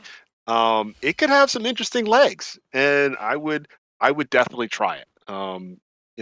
So I'm flying just on the back of your PAL is like amazing. It's just like, yeah, it just looks. It looks kind of fun. I'll be honest, like because Pokemon, the newest Pokemon, if it performed well, I would probably try it. But when I saw some of those weird stuttering frame issues and all the glitches and the bugs falling through the ground and all that, I ain't got time for that. Too many good games out. So until they can at least release a competent performing product, I could consider Palworld way more interesting. So that's my 2 cents. All right, all right. I think we got all the opinions on the pals. It's definitely a game I think we're all looking forward to seeing where it goes. Past this game preview, maybe we'll see a full product in a year or two, and it's an amazing game, hopefully. But with that being said, we're gonna kick off to our final topic of today. Topic number 3: the developer direct reactions. Last week, Xbox had their beginning of the year show that is looking like it may become a staple. They've done it 2 years in a row. And they showed Avowed, Hellblade 2, Indiana Jones, what was that civilization type game? Aura? Is that what it's called? Aura, yep. Yeah, Aura Civilizations. And they had a surprise guest in Square Enix, the only third party game, and they showed visions of Mana. So I'm gonna kick this off with going on to Jubei and getting his reaction first, being that he's the self-proclaimed Captain Xbox. So what were your thoughts of this developer direct this year? I need this format to be more than once a year. They need to do this 3-4 times a year. Just to it's easy. It's easy. Well, But 3 all- times and then E3. Just to keep just rolling through things. Like it's the only thing is an hour. the only thing is that all the games they show are coming out the year that they show them at the developer direct, and I don't know if they have like 15 games or 12 games a year. Maybe that's the one for January. Maybe each one is, about different things. Okay. And depending on where you're at in the news cycle, that's what that is. Okay. So, I mean, Eh, I love the format. It's cool. So, Beyond the format, any games? I'm probably gonna check out Aura for sure. It's gonna be on PC. PC only at the moment. Yeah. Hopefully, I'll have a PC rebuilt by then. Check that out. Okay. Hellblade. I mean, I'm gonna play it. It's weird that it's digital only. It's cool that it's only $50, but Kind of went the Alan Wake 2 route there. right, a little bit, yeah. Hey, I mean, cheaper games with no have to worry about physical media for a cheaper price. I'm actually somewhat okay with that. Yeah. I'm not mad at it. Now, Indiana motherfucking Jones. That shit right there. Yeah, I need that. Like, I fucks with machine games. Wolfenstein's fucking amazing. So They really I'm nailed not the gonna be story, I worried felt. about. Yeah. I'm not gonna be worried about gameplay in this game. It's like those games are great to play. Like, it's fun. Yeah, no, like I was blown away. Like I need that like now. I'm not tripping off the first person aspect either. Like cutscenes looked fire. Like what they did show. I got to see a little bit more combat because that whip combat looks a little jank. But let's see. But They that's, like, got a literally couple more about months to right? polish that out. I think that's the holiday game. It's got if they can make it as fluid as they did like the knives and shit in Wolfenstein. Yeah. Yeah, I would say holiday, especially being that Hellblade's coming out in May. Yeah. I would say at the earliest we get Indiana Jones is fall, so somewhere like between August and October at the earliest. Right. But Stalker 2 comes out in August, right? Yeah. So they're not September. So they're not gonna put Indiana Jones on top of Stalker. They're not gonna cannibal. At least I'd hope not. They can't pull an EA. Yeah. They're not gonna purpose that. So getting a Mana game. Excited. I haven't played one of those in a long time. Yeah, it's basically a new IP. It's a refresh of an old IP. Yeah. Because when's the last time we had a Mana game? I don't know, man. I know I think it's been 17 years. Yeah, about to say it's been a long time. They've just been mastering and remaking. Yeah, this is the first. Like, this is basically a new IP at this point, or a reboot of an IP. Avowed. I need to see more. I need to see how the story is really gonna go. It was a beautiful game. Environments and The stuff, game was like, the on. biomes were a lot more beautiful than what I anticipated with Avowed. Yeah, Yeah. yeah. World wise, that got me sold. Yeah, the world was definitely a lot more captivating than what I was expecting. From what I saw in the developer direct. Yeah, and no, that art, that fucking cover art for that game is hard. Yeah, they did a good job with that. Like, that's hard as fuck. Yeah, I think I would give it a 9. Okay. I'd give it a 9 out of 10 on the scale. If you had to grade it. Okay, so he's They very gotta keep this. They gotta keep this format up. I just want more of it. he's very satisfied. But being that you're so satisfied, I need someone to drop you back down to earth, and I know just the person to do it. Omar, what were your thoughts on developer direct? Oh, terrible. No, not terrible. It's just a lot of stuff that they showed doesn't speak to me. First of all, Avowed. No, thank you. That should look early PlayStation 4 game. Or Jesus, man. Now, did you watch the live stream or did you watch the 4K the version 4K version? I have seen how Avowed went from what they shown it to the downgrade that it got. Well, when they showed it originally, it was a CGI. I'm aware, but I am also aware of what their vision was and then what it became. And from the look of it, yeah, no thank you. If you're cool with it, hey, you do you. Other than that, Hellblade 2, they showed me nothing. Again, they keep talking rah rah rah rah rah rah. There is zero confidence in their showing, and it's shown. Because if you're that confident, you're gonna just give a 5 minute, just a 3 minute actual demonstration what the game is, what you improved upon from your previous game. They said they're gonna focus on the combat. They hired some lead combat designer. We haven't seen shit from it, and I mean, that no, there is no. I mean that. Like, but we had a 30-minute show of Starfield, and they didn't go extensively into combat, and they were pretty confident in that game. What have we seen from Hellblade 2 that screams this is an improvement from the previous game? Like the Game thing Award that, show. I mean, Sorry?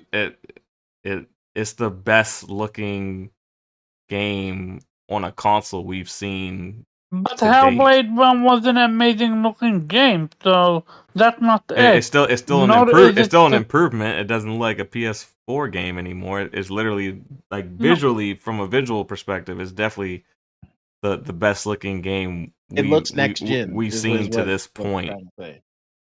Yeah, I Mm, mean, that's it's definitely I mean, improved. I mean, if you want to go there, we can go there with Spider-Man 2 due to comparisons of the trailer versus what we actually got. Peter Parker, the symbiote suit stays black all the time. The trailer shows that Spider-Man suit, when the symbiote was acting up, you actually see Spider-Man's original suit. No, Spider-Man's black the whole time when he got the symbiote mode. Whack. In the trailers, it wasn't like that. I mean, But the game isn't the out yet. The game isn't out yet, so I'm not gonna my act like some issue is- descaling may not go down with Hellblade 2 when it drops. I'm about to say there's always going to be some descaling with trailers to real games, but not as long as it's not significant. My issue is Hellblade had always amazing atmosphere and visuals and sound. It's the gameplay that's lackluster. And that's why I've been waiting on them to show me what they improved upon. And the only reason I'm focusing on the combat because they themselves made it a big deal out of it that they're gonna fix it. And so far, I haven't seen that. When I see that, I'm gonna say it. If not, I'm gonna call it out. And so far, they haven't. And that's why that was a disappointment. Indiana Jones, I never watched the movie, so I can't comment about how faithful it is or not faithful. All I'm gonna say is third person, not fan of that because I'm just not a fan of third person in general. And the mana game, absolutely, I'm gonna play it. And the other game, Mara, I forgot what it's called. Ara, the PC Yeah. game, it's like a civilization type game. Yeah. Yeah, I don't know nothing about it. I haven't seen it. Okay. That's for you, exquisite, unique audience. It's not necessarily a bad thing, but those people who like to build those civilization games, it would be considered good. Yeah. Okay. Yeah. But yeah, it wouldn't be it wouldn't be most people's cup of tea. It has its own unique audience. Yeah, so like a lot a lot of people in that audience may not actually even consider themselves gamers. So the best that I've seen from that event was the Mana franchise, and I'm excited about that one. But that's about it. Mana didn't really show any combat though. A little bit. Yeah, they showed a little bit, but they didn't show a ton of it. They showed a little. I mean, but Hellblade showed a little bit. They showed a little bit of combat. Avowed and Indiana Jones showed the most combat of the developer. Yeah, direct. they did, in which again it's mind-boggling that a game that is just revealed, well, for showcase for the first time, started off with combat, while a game like Hellblade that have been emphasized on the combat, we don't see shit from it combat-wise. Well, I think with Hellblade, I don't think the emphasis of the game is necessarily its combat. It's just it is because they made it themselves. But what I'm saying is, it's not like Indiana Jones. The combat is paramount to the game, whereas like Hellblade, to me, it feels like more like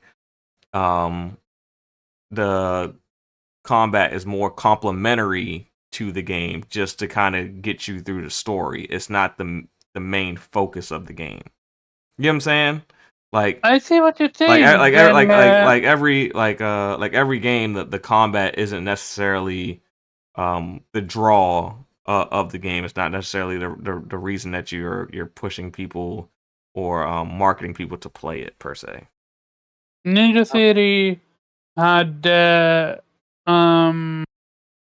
whatchamacallit, they made it a priority. So I mean, I'm sure they made it a priority to improve it, but it's like, just because you make something a priority to improve doesn't mean you make it the focal point of the actual game. Like, we want to make this was a weakness in the last game. We want to make sure that it's better, but it's still not going to be it's still not going to be the main focus of what we're trying to deliver to, our customer. We're focused on the story. We're focused on the audio. Like, we want like those are like the core elements of the game, whereas combat is more just like a complementary function of the game. Right. Omar, what didn't you like about the combat? I guess. For one, Hellblade 1. Yeah. The combat is superficial. There is 0 skills that you can use up. There is a one dimensionary. Also, the game opened up and actually showed you how better it can be when you. Well, I don't know how far you are in the game, so I can't talk about that area yet. All I'm gonna say is, close to the end, the game combat-wise become a little bit better. But other than that, it almost feels like a mobile game. What I mean by that, I don't know if you played mobile game where you need to almost like a rock paper scissors uh, type of gameplay mechanic, where if you hit someone on the head, if he chooses to block, then he block. If he chooses to do something like a late sweep, and then it works, something like that.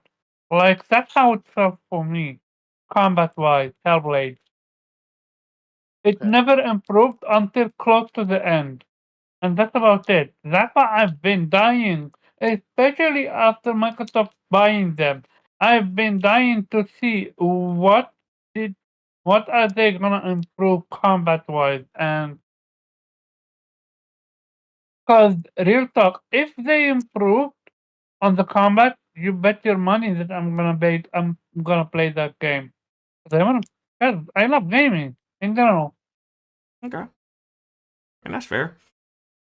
I'm gonna swing it down to over to Kofi. I don't know if he had a chance to watch the developer direct, but if he did, let's get your thoughts. Yeah, I apologize because I didn't see all of the developer direct, but I wanted to mention three things. Yeah, um the mana game starting off, as the front runner of information, does kind of ring true. I see that Xbox and Square Enix have partnered well together to you know, start to bring some titles. I know that Final Fantasy 14 is a big thing. I know that Atlas partnering with Xbox, having things like Persona 5 Tactica, Persona 3 Reload, and Persona and Metaphor. But Coming those are what's all coming out Sega later, games. right? I said Atlas. I said Oh, okay, Atlas. about But to say, yeah. I'm saying like in general, the narrative against Xbox is they don't have enough JRPGs, which still, is a sore point for some publishers. But Sega and Atlas, or I'll say Sega Atlas in one box and Square Enix in another, seems to be getting addressed.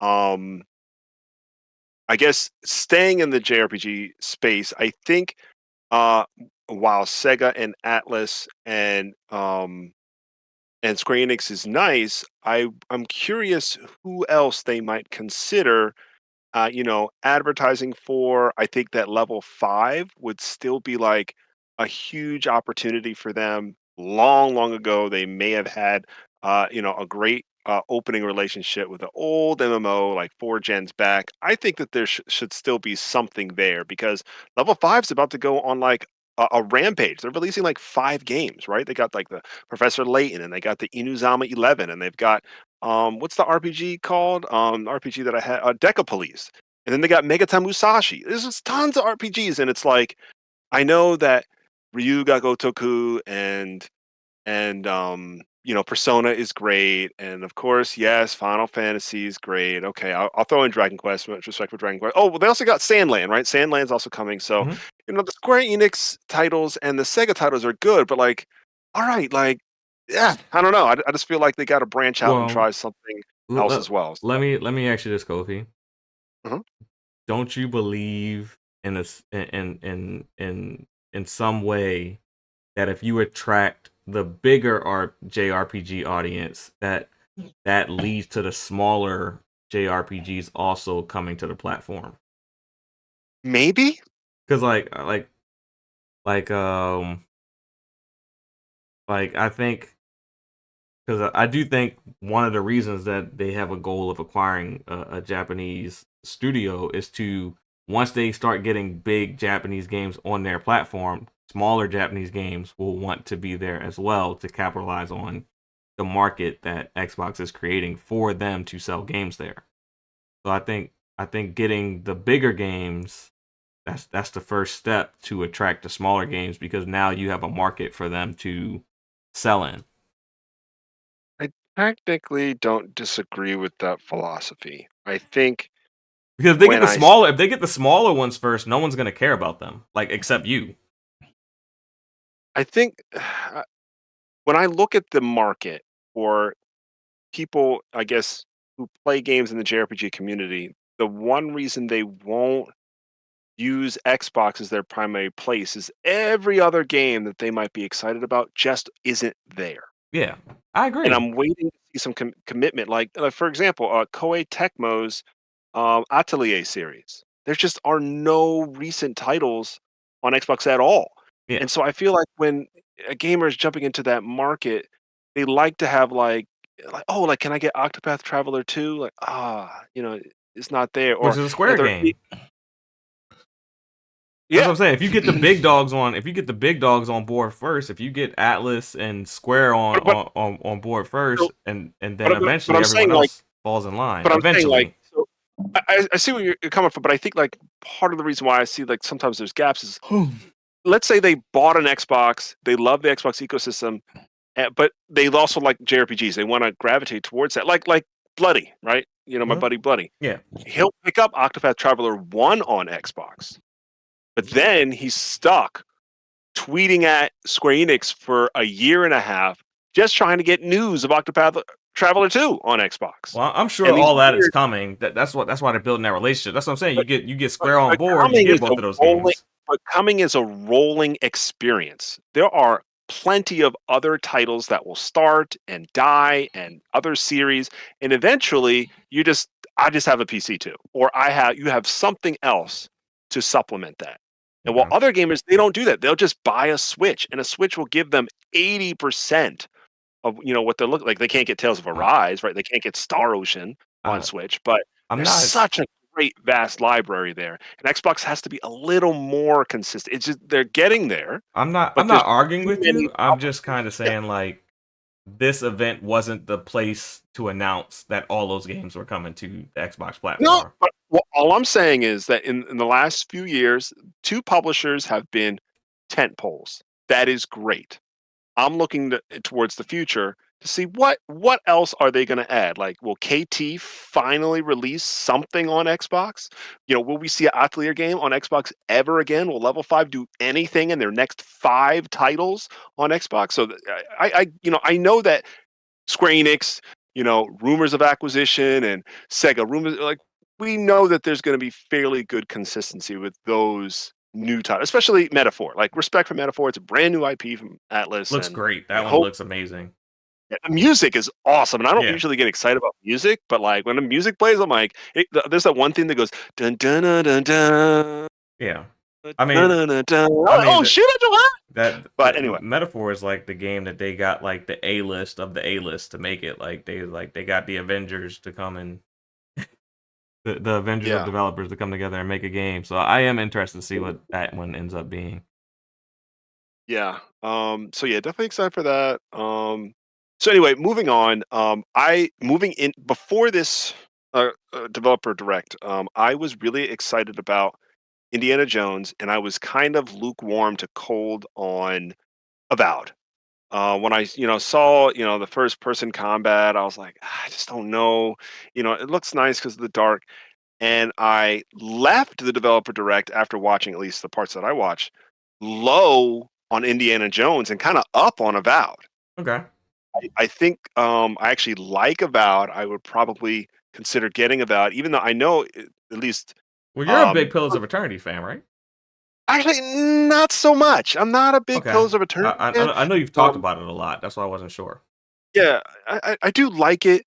I think what I realized that game could give me is a lot of experimental abilities with magic and different types of melee weapons and different creatures, and there might be some really like unpredictable things that happen in that game. And to me, that spells potential. So I was like, okay, Avowed, like you kind of got me on the radar.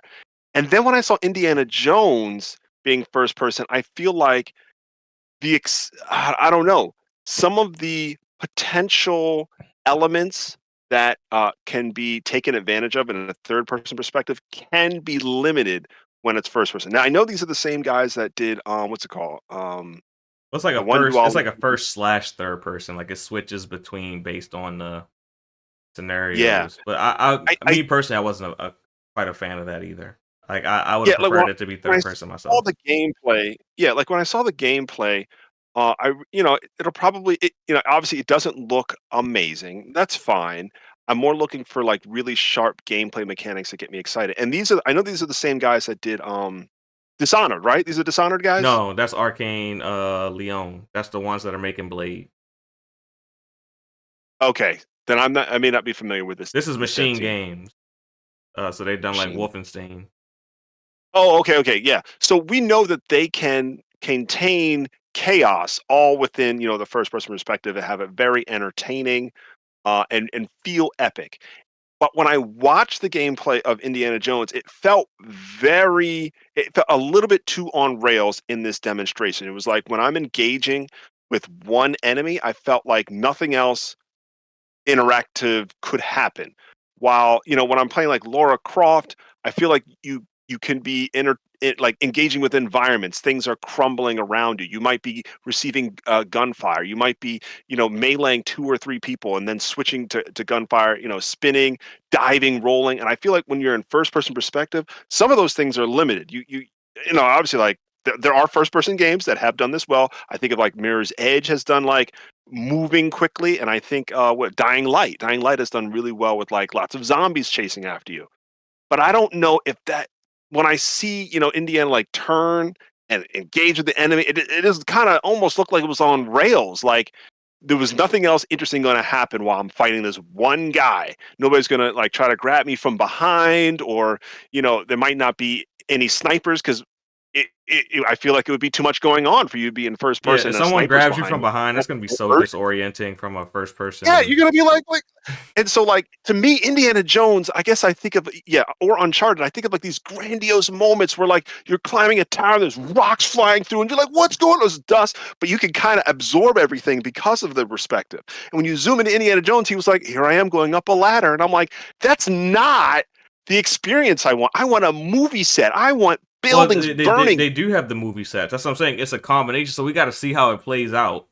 That's why I said I didn't like that it was a first/third person game. When I say a movie set, I mean like the production is crazy, and I didn't see evidence of that yet. Maybe it's I'm sure it's gonna get its own space, right? Because it looks like a game with this team and that I don't know, IP. the game felt very cinematic to me, from the way it opened, and then they went then they went into the gameplay. Yeah, but I'm talking about like, I don't know if you understand what I'm trying to describe. Like in Uncharted 2, there's a particular scene where Drake and Chloe are in a gunfight with like 7 or 8 different soldiers as they're trying to escape thieves. And part of the building is destroyed. And basically the building they're in collides with another building. And at the time, it's a 2009 game. It's not going to look like that now. But at the time, you felt like that this was like a whole experience, high budget explosions, bodies flying left to right, glass coming everywhere. And I don't know if I'm going to see that when I play Indy. It just felt like, okay, I walk over here, I go up this ladder, and then I turn to this one character and I punch him in the face. I turn around, I put a orb. It just felt too like individual activities. Like I do one activity. Okay, I turn in punch. Okay, I open door. And that's not what I want. I want all of those things happening at the same time. Snipers, bombs, things falling around me, jokes, all of those things. I don't think that's Indiana Jones though. Why can't it be? Are you saying that none of the 5 indie films had a chaotic scene with explosions and him whipping people or running from something? They were all like cutscenes with talking? Like, no. I'm not saying they were all cutscenes, but they're not nearly as chaotic as what you're describing. Is what I'm saying. Okay, but think about it like this. Lara Croft, the movies and the games are separate for the same reasons, right? The reboot of Lara Croft looks nothing like the show or the movies or the original games. I think that's what they need to be. I don't want this, at least the experience I've seen so far. It does not look appealing. But Avowed, I'm actually kind of up because here's the thing: all those melee things you can do in Avowed is because you have like magical swords. You can make things float. You can cast spells. You can talk to weird demon creatures. I'm sure there's gonna be something crazy. Indiana Jones has a limited scope. Oh, it's gonna be henchmen, or crazy henchmen, or maybe some like weird voodoo stuff. The scope is way down. So now I'm like, I'm gonna hit a guy with a pipe, or I'm gonna hit a guy with a chalice, or I'm gonna hit a guy with a gun. What would you recommend? What would you suggest? Third person, redo it. You want to see the Indiana Jones? Yeah, me personally, well, the thing is, it's a blend of first and third person. I just don't know when the third person kicks in. Like we saw it in the show, But like as far as like when you're playing the game, it's like when the hell am I gonna get these third person parts? When am I gonna get these first person parts? Like, can he Um, fight two people at the same time? Like what's it called? What's it called? Grounded in The Last of Us. Like you could be fighting against one person, struggling to punch another person, or in Uncharted 4, you like turn and punch one person, another person grabs you, then you elbow them, and then you pick another guy. Can you do that in indie, or you're just fighting one guy, and then you put him down, you fight another guy, you put him down? Like, where's the chaos? Where's the urgency? Well, that's what I'm saying. I don't think indie movies, like from my recollection, I watched quite a few indie movies. I don't remember them having the type of chaos that you want to see in this particular game. You just think everything was one on From the look of it, But for the most part, yeah, most of his fights were more one-on-one fights, running away. what about the puzzles and stuff? Are we just gonna say screw the puzzles that they were in the movies? I'm okay with puzzles because I Like, guess I don't I'm know, used to them. Has anybody else Tomb watched Raider. indie movies? I know I watched a few. I mean, it's been a long time, but I just don't Yeah, I've remember seen them. Raiders. I only watched like one. I watched Raiders three, and like Crusade, Raiders.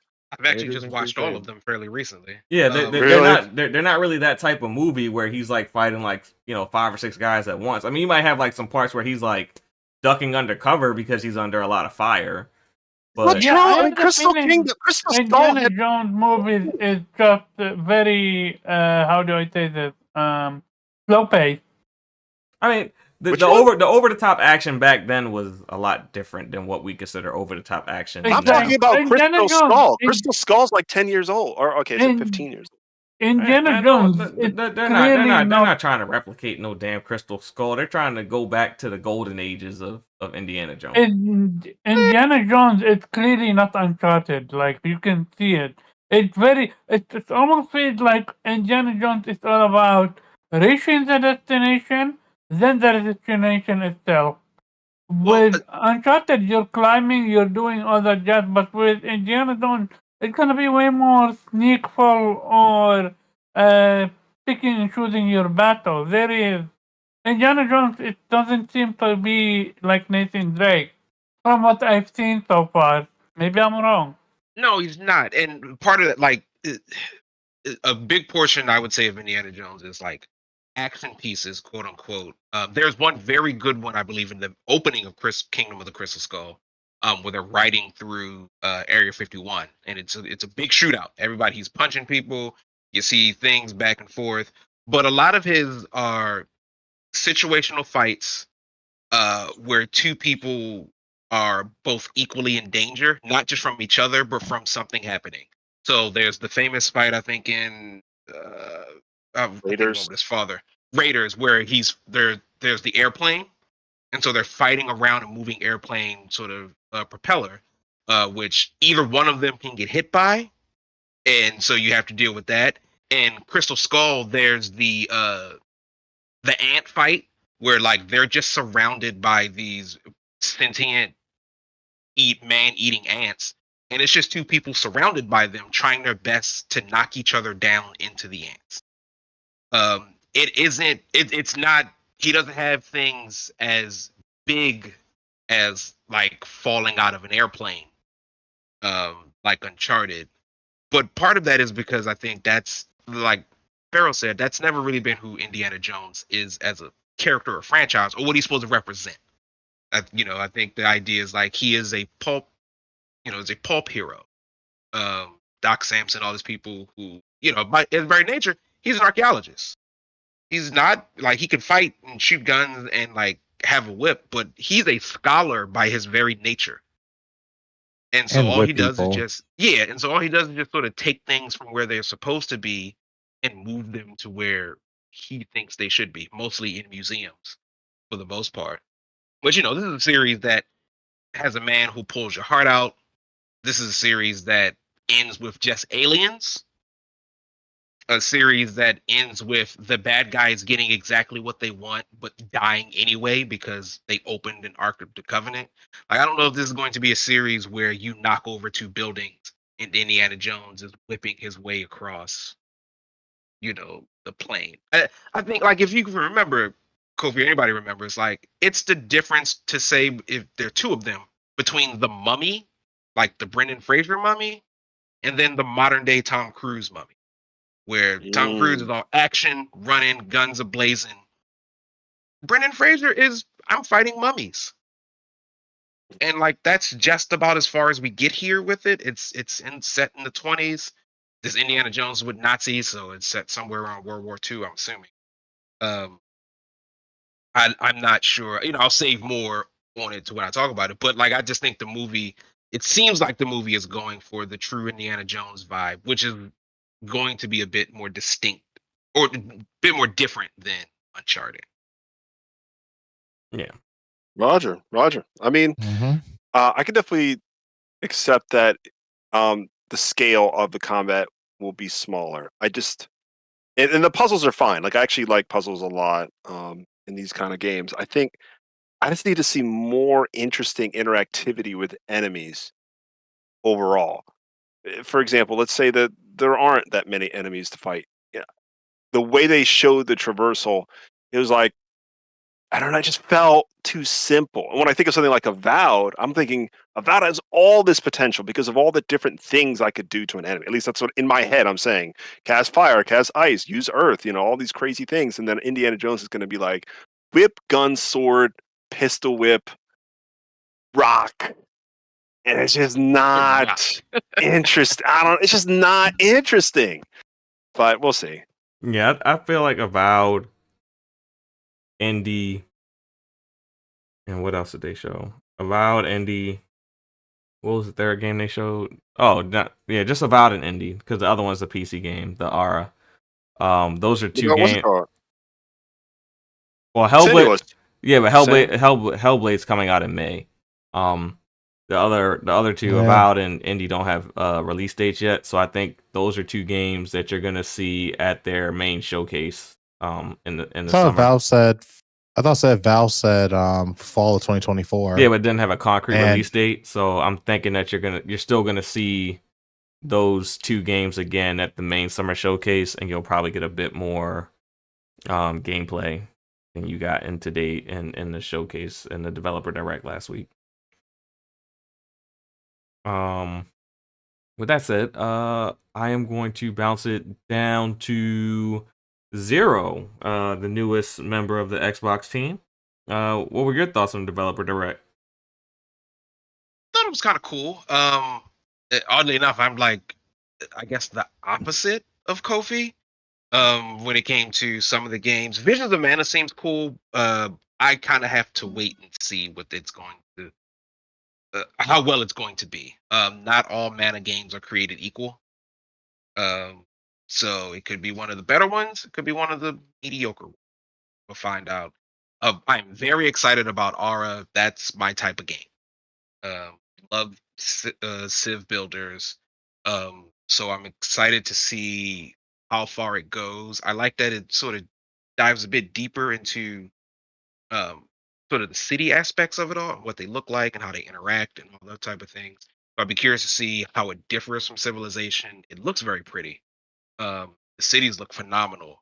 The combat looks very good as well. I'd like to see a lot more of the combat because Civ's combat is it's fine. That combat was looking very like Total War-ish. You feel yeah.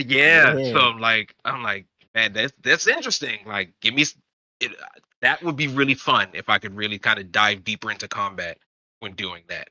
I don't have a lot of opinion on Hellblade just because I've never played the first one.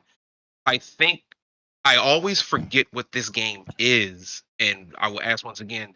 This is the game, Hellblade, the first one. The whole thing was her psychosis. Yeah. And so what would appear on the screen would be based on her level of psychosis. Correct? Yeah, something like that. Yeah, she has like 3 voices in her head. Okay. And they're all, influencing her in one way or another, and she's like kind of like battling those demons, and she's kind of isolated from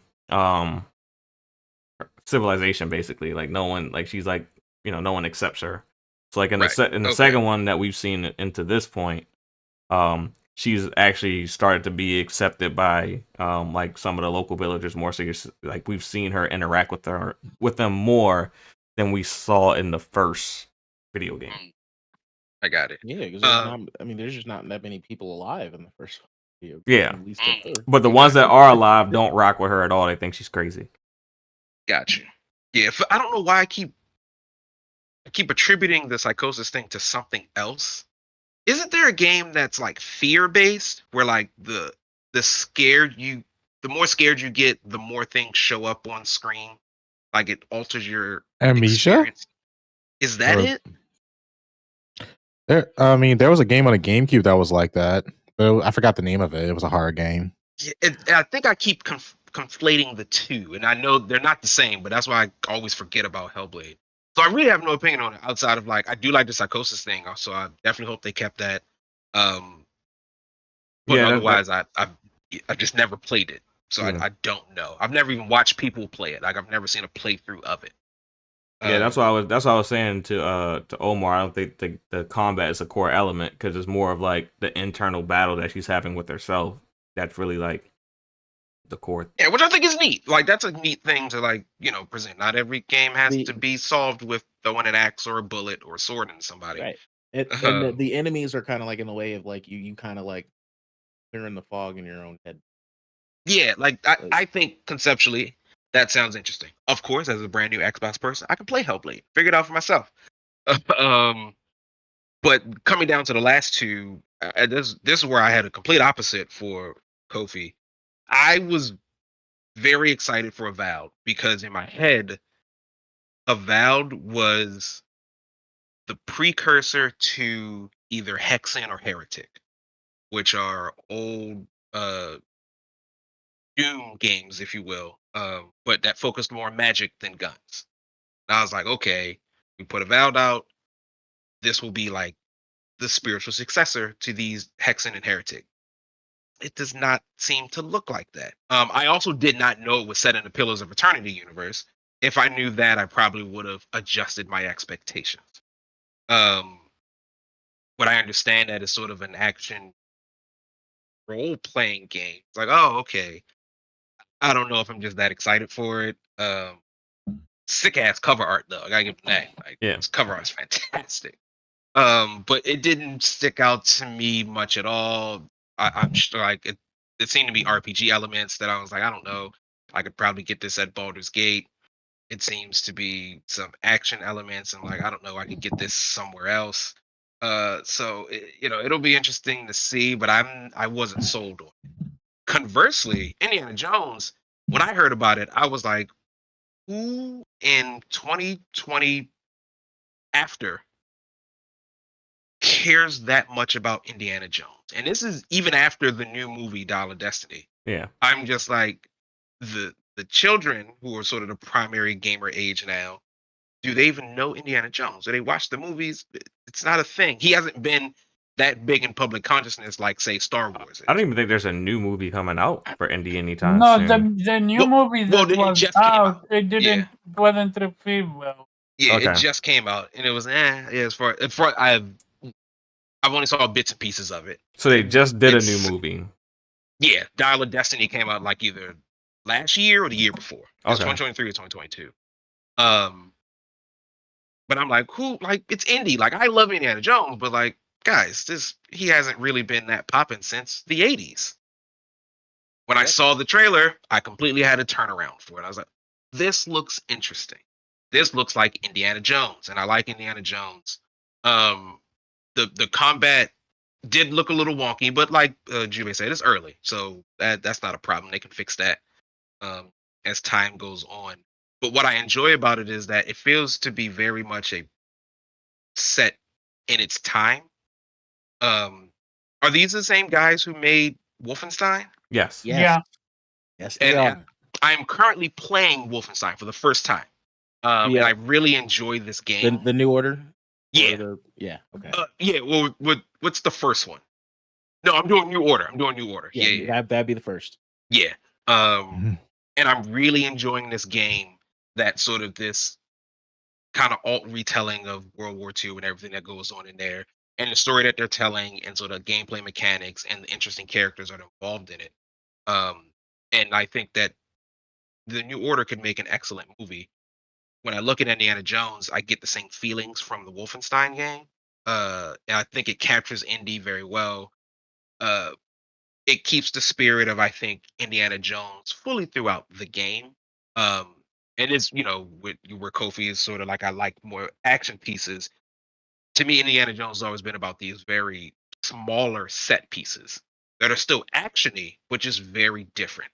Like, it's really exciting to see him in the fourth movie go to Area 51, because that's a place that's been alluded to since the very first movie. And then when you get to see old artifacts from the old past movies, like, that's really cool and really interesting. And so then it just becomes Indy versus whatever sort of odds that he has to go up against. And sometimes they're not people, right? Like Raiders of the Lost Ark, the big set piece is, or I think it's Raiders, it's not Raiders, but the last one with his father. It's a puzzle.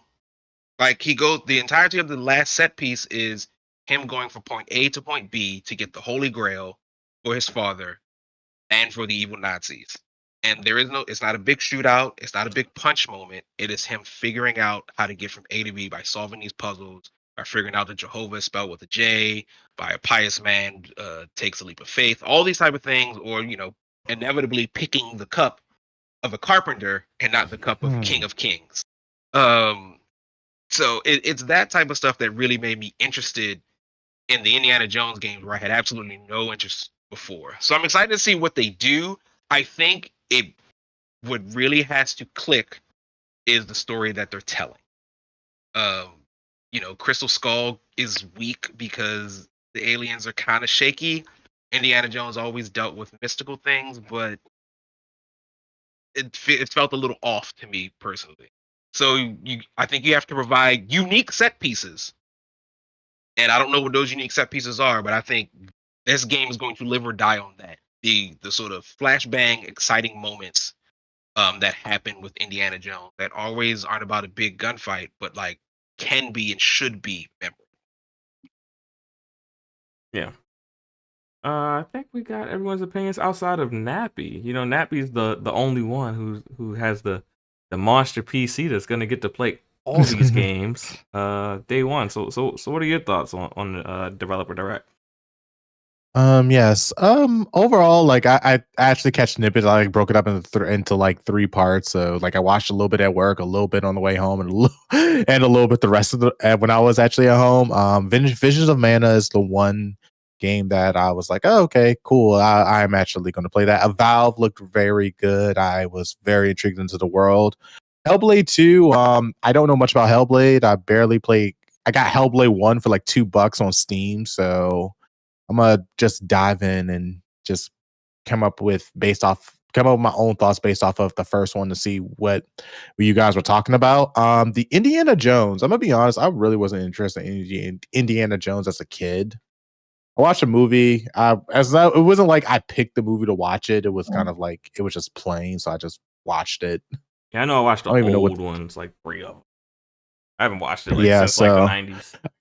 You guys I mean, the gameplay looks interesting enough. I mean, like I said, like when I watched that one, I don't even know what it was. It was when I watched the one movie, Indiana Jones, it was just like explosions and stuff. What Kofi was saying, I was like, I don't see that with Indiana Jones. He runs away a lot. He solves puzzles. Yeah, he has a whip, but he barely he doesn't use it. Kind of uses it for different ways. Yeah, the whip isn't really a weapon. It's more like a tool for him.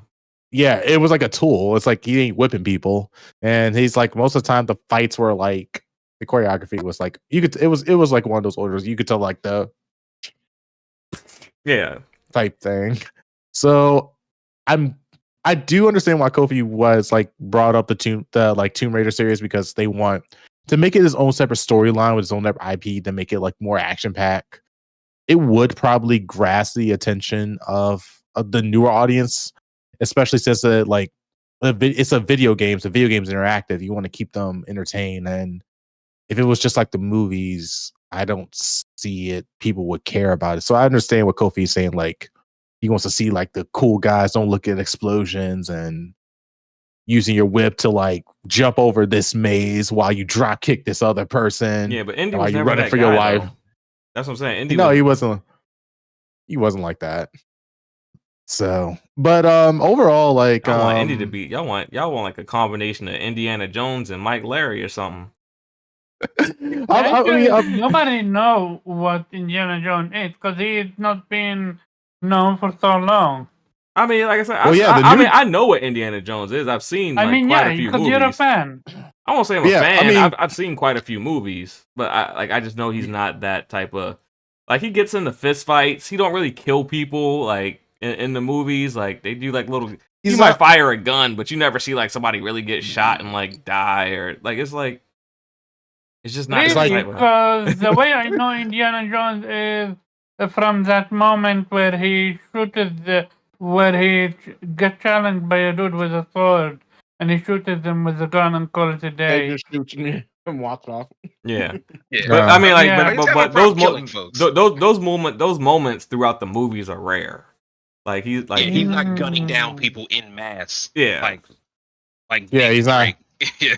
he's more likely to Yes. get into a fist fight and like and rip the. He's more likely like to use his whip to rip the gun away from somebody and then get into a fist brawl with them than he is to And like. he's also a big ass nerd, bro. He's a doctor. Yeah, like he's a teacher.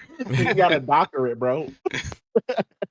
Like he's not that guy. Like he's not Nathan Drake. He's not Laura Croft. Like he is Indiana Jones, and it's all about. He's basic. Yeah, I don't say it's basic, but it's like more like it's more about the puzzles and solving the issue of the film than it is like this big actiony type set pieces. Like there's action set pieces within it, but it's more about the adventure than it is like the combat in his films.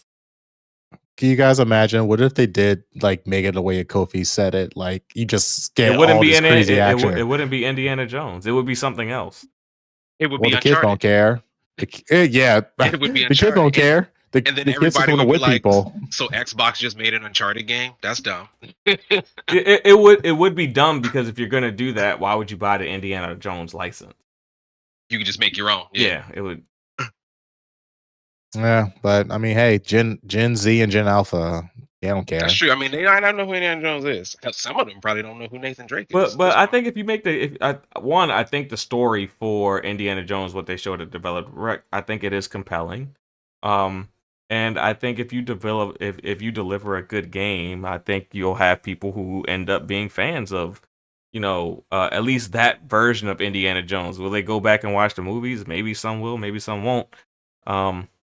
But I do think what they're delivering, I think it can be something that's good for Disney and Xbox. I will say, coming out of the developer direct, I was slightly disappointed in everything besides Hellblade being either like top downy or first person. With the expansion of Xbox's catalog over the past 5 years, most of the releases have been only first person, and I thought that they would kind of get a little bit more third person type games in their catalog. I do think they need that diversity. So to see Indiana Jones be first person, to me, was expected when I saw Machine Games doing it, but it's still somewhat disappointing to me as well, because I do think they need a little bit more variety. And you got Avowed, that's first person. Starfield is really supposed to be played in first person, but you can play it in third person. But the game starts out in first person for a reason, because that's kind of how they want you to digest the game, Experience the story. Yeah, experience the beginning. So, yeah, I do think they need a little bit more third person in their variety. Not saying they got to be like PlayStation and go full third person, but I think they need more than like one third person game dropping a year, and everything else being like first person or over the top. So, I mean, that was pretty I got a whole video on my whole thoughts, like a whole 14-minute video. If you guys want to see it, it's on my channel, Land of Pharaoh. What else? I linked it in the chat. It's down there. The other thing that stood out to me was Square being there, because the developer direct is a first party event. And with all the rumors swirling, it's like, what are you doing here? Yo, if Square gets bought up by Microsoft, I'm done. I mean, they had that will be the biggest FU to Sony. that it was on their hit list. That came out during the FTC case. They had a whole packet of an acquisition plan for Square. So it just but them being there, it raises a flag of like, what are you Square doing did here? turn down both of them.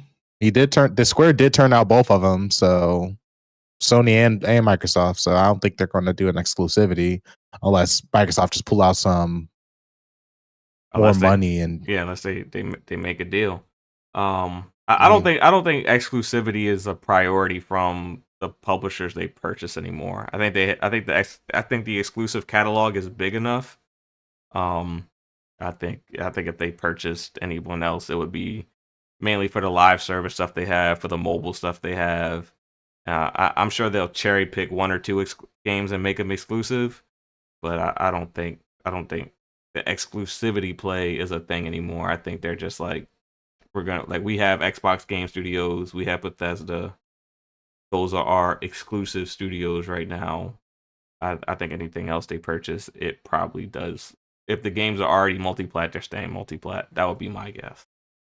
Like, I don't think they're buying Square Enix and ripping Final Fantasy away from PlayStation. Like, I don't think that's happening. Yeah, I can see that. Just make their money, get on their platform, get on Game Pass any way possible. Yeah. And it's on your TV now. Yeah, and I think Bethesda and Xbox Game Studios will stay exclusive. I think ABK is going to make some exclusive games for Xbox eventually. But for the most part, most of their games are going to be multi-platform from the new publishers that they purchase. Okay.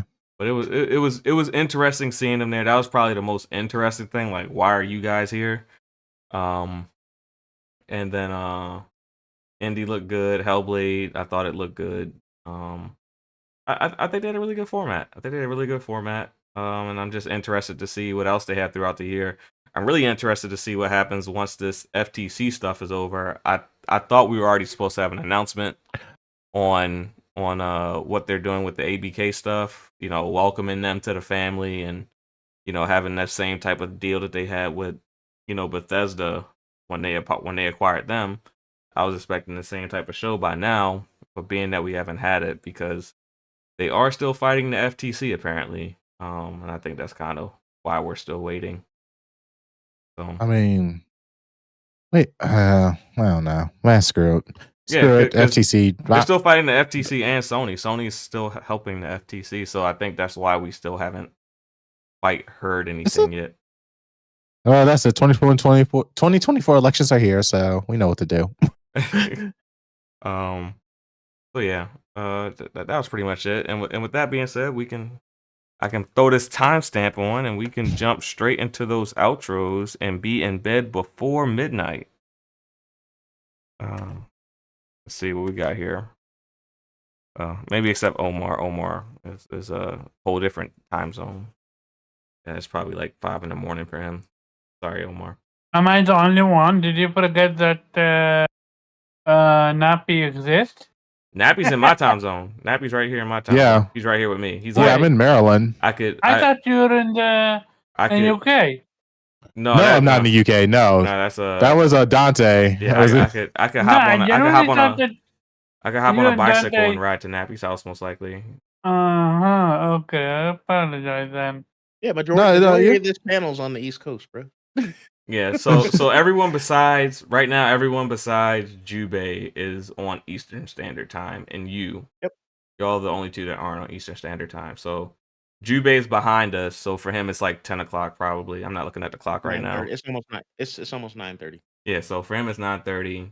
For us it's 11:30. 11:30. And yeah. But after this long hiatus, appreciate you guys. You can find me at Jubei X Sensei on gaming platforms, Jubei Sensei everywhere else, Jubei Jones on music platforms. Check it out. And yeah, let's have another chat next week, fellas. All right. Omar, where can people find you and the new name of your podcast? Make sure you plug that. So yeah, people can find me at Caravan Club on Twitter and Other Player Podcast. Other is the Player new name. Podcast. Yeah, same time zone, 5 p.m. Eastern time. I usually tweet out when we're about to go live, and yeah, long time not spoken with. Yeah, Yeah. really long I time. mean, we've been in the group chat, Uh, but that's about it. Even the group Oh chat's yeah, been I kind of would dead say though. I would see you next week. Great show. Peace out, later. Nappy, where can people find you, and what are the 7 controllers you're currently reviewing? Send Jesus. one So you send one my way. Up. So I'm behind on controller reviews. Actually the GameStar G7 is actually coming out. I'm glad I actually held off during the holidays because there was an update with the Gamer G7 controller that allowed you to overclock it to get that. So they reverted the update and they took away the ability to overclock this controller, which was very interesting. So yeah, in my review for this controller, still have my thoughts. I have a list of controllers I still have to review. Mobile controller review. So, like the gamer, I've been playing a lot of mobile games because I was on the road a lot. So the gamer X2 gaming mobile controller for Android is one controller I'm actually planning on reviewing for mobile controller. The backbone controller for this is for Android and for the iPhone 15. This is a very popular controller because it's the only controller that's compatible with Call of Duty Mobile. And I did not realize how big the Call of Duty mobile scene is, but they are extremely big. Like mobile gaming is, I can see why people make so much money in mobile gaming.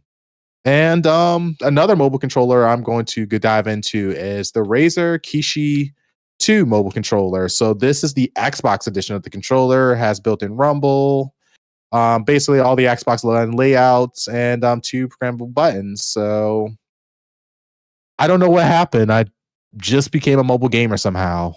It just happened. I'm about to get this S24 Plus too, so I guess I'm a PC mobile gamer. But then I'll see you guys next time, and just like the channel, and thank you guys for stopping by and listening to us talk about gaming. All right. And last but certainly not least, Zero, where can people find you? Where can people find us? Oh man, it is great to be back and in store for you. Will Phil Spencer stop by? Who knows? Not gonna say. Not gonna say no. Maybe Reggie Fils-Aimé? I don't know. Maybe he will, maybe he won't. Doug Bowser? Who knows? All I'm saying My is body is ready, I guess. yes, all I'm saying is stay tuned. Will we get first exclusive rights for the PlayStation 6? I'm not saying we will, but who knows? We will find out later, but please just stay tuned. Of course, you can find me, 0x386, pretty much anywhere. Although I did forget to mention Apex, running their Final Fantasy event right now. It is incredibly fun. They have Materia, they have Cloud's Buster Sword, they have the Omni Slash. It's a very good time. I don't know how much longer it's up for being. All of the above. Just search us out, Vitamin G Podcast. Give us a like, give us a comment, subscribe. Tell us what you like, tell us what you don't like. Appreciate that you decided to listen to us. And thank you, and talk to you next time. All right. And thank you everyone for getting your weekly dose of that vitamin G. We are out. Peace. Peace.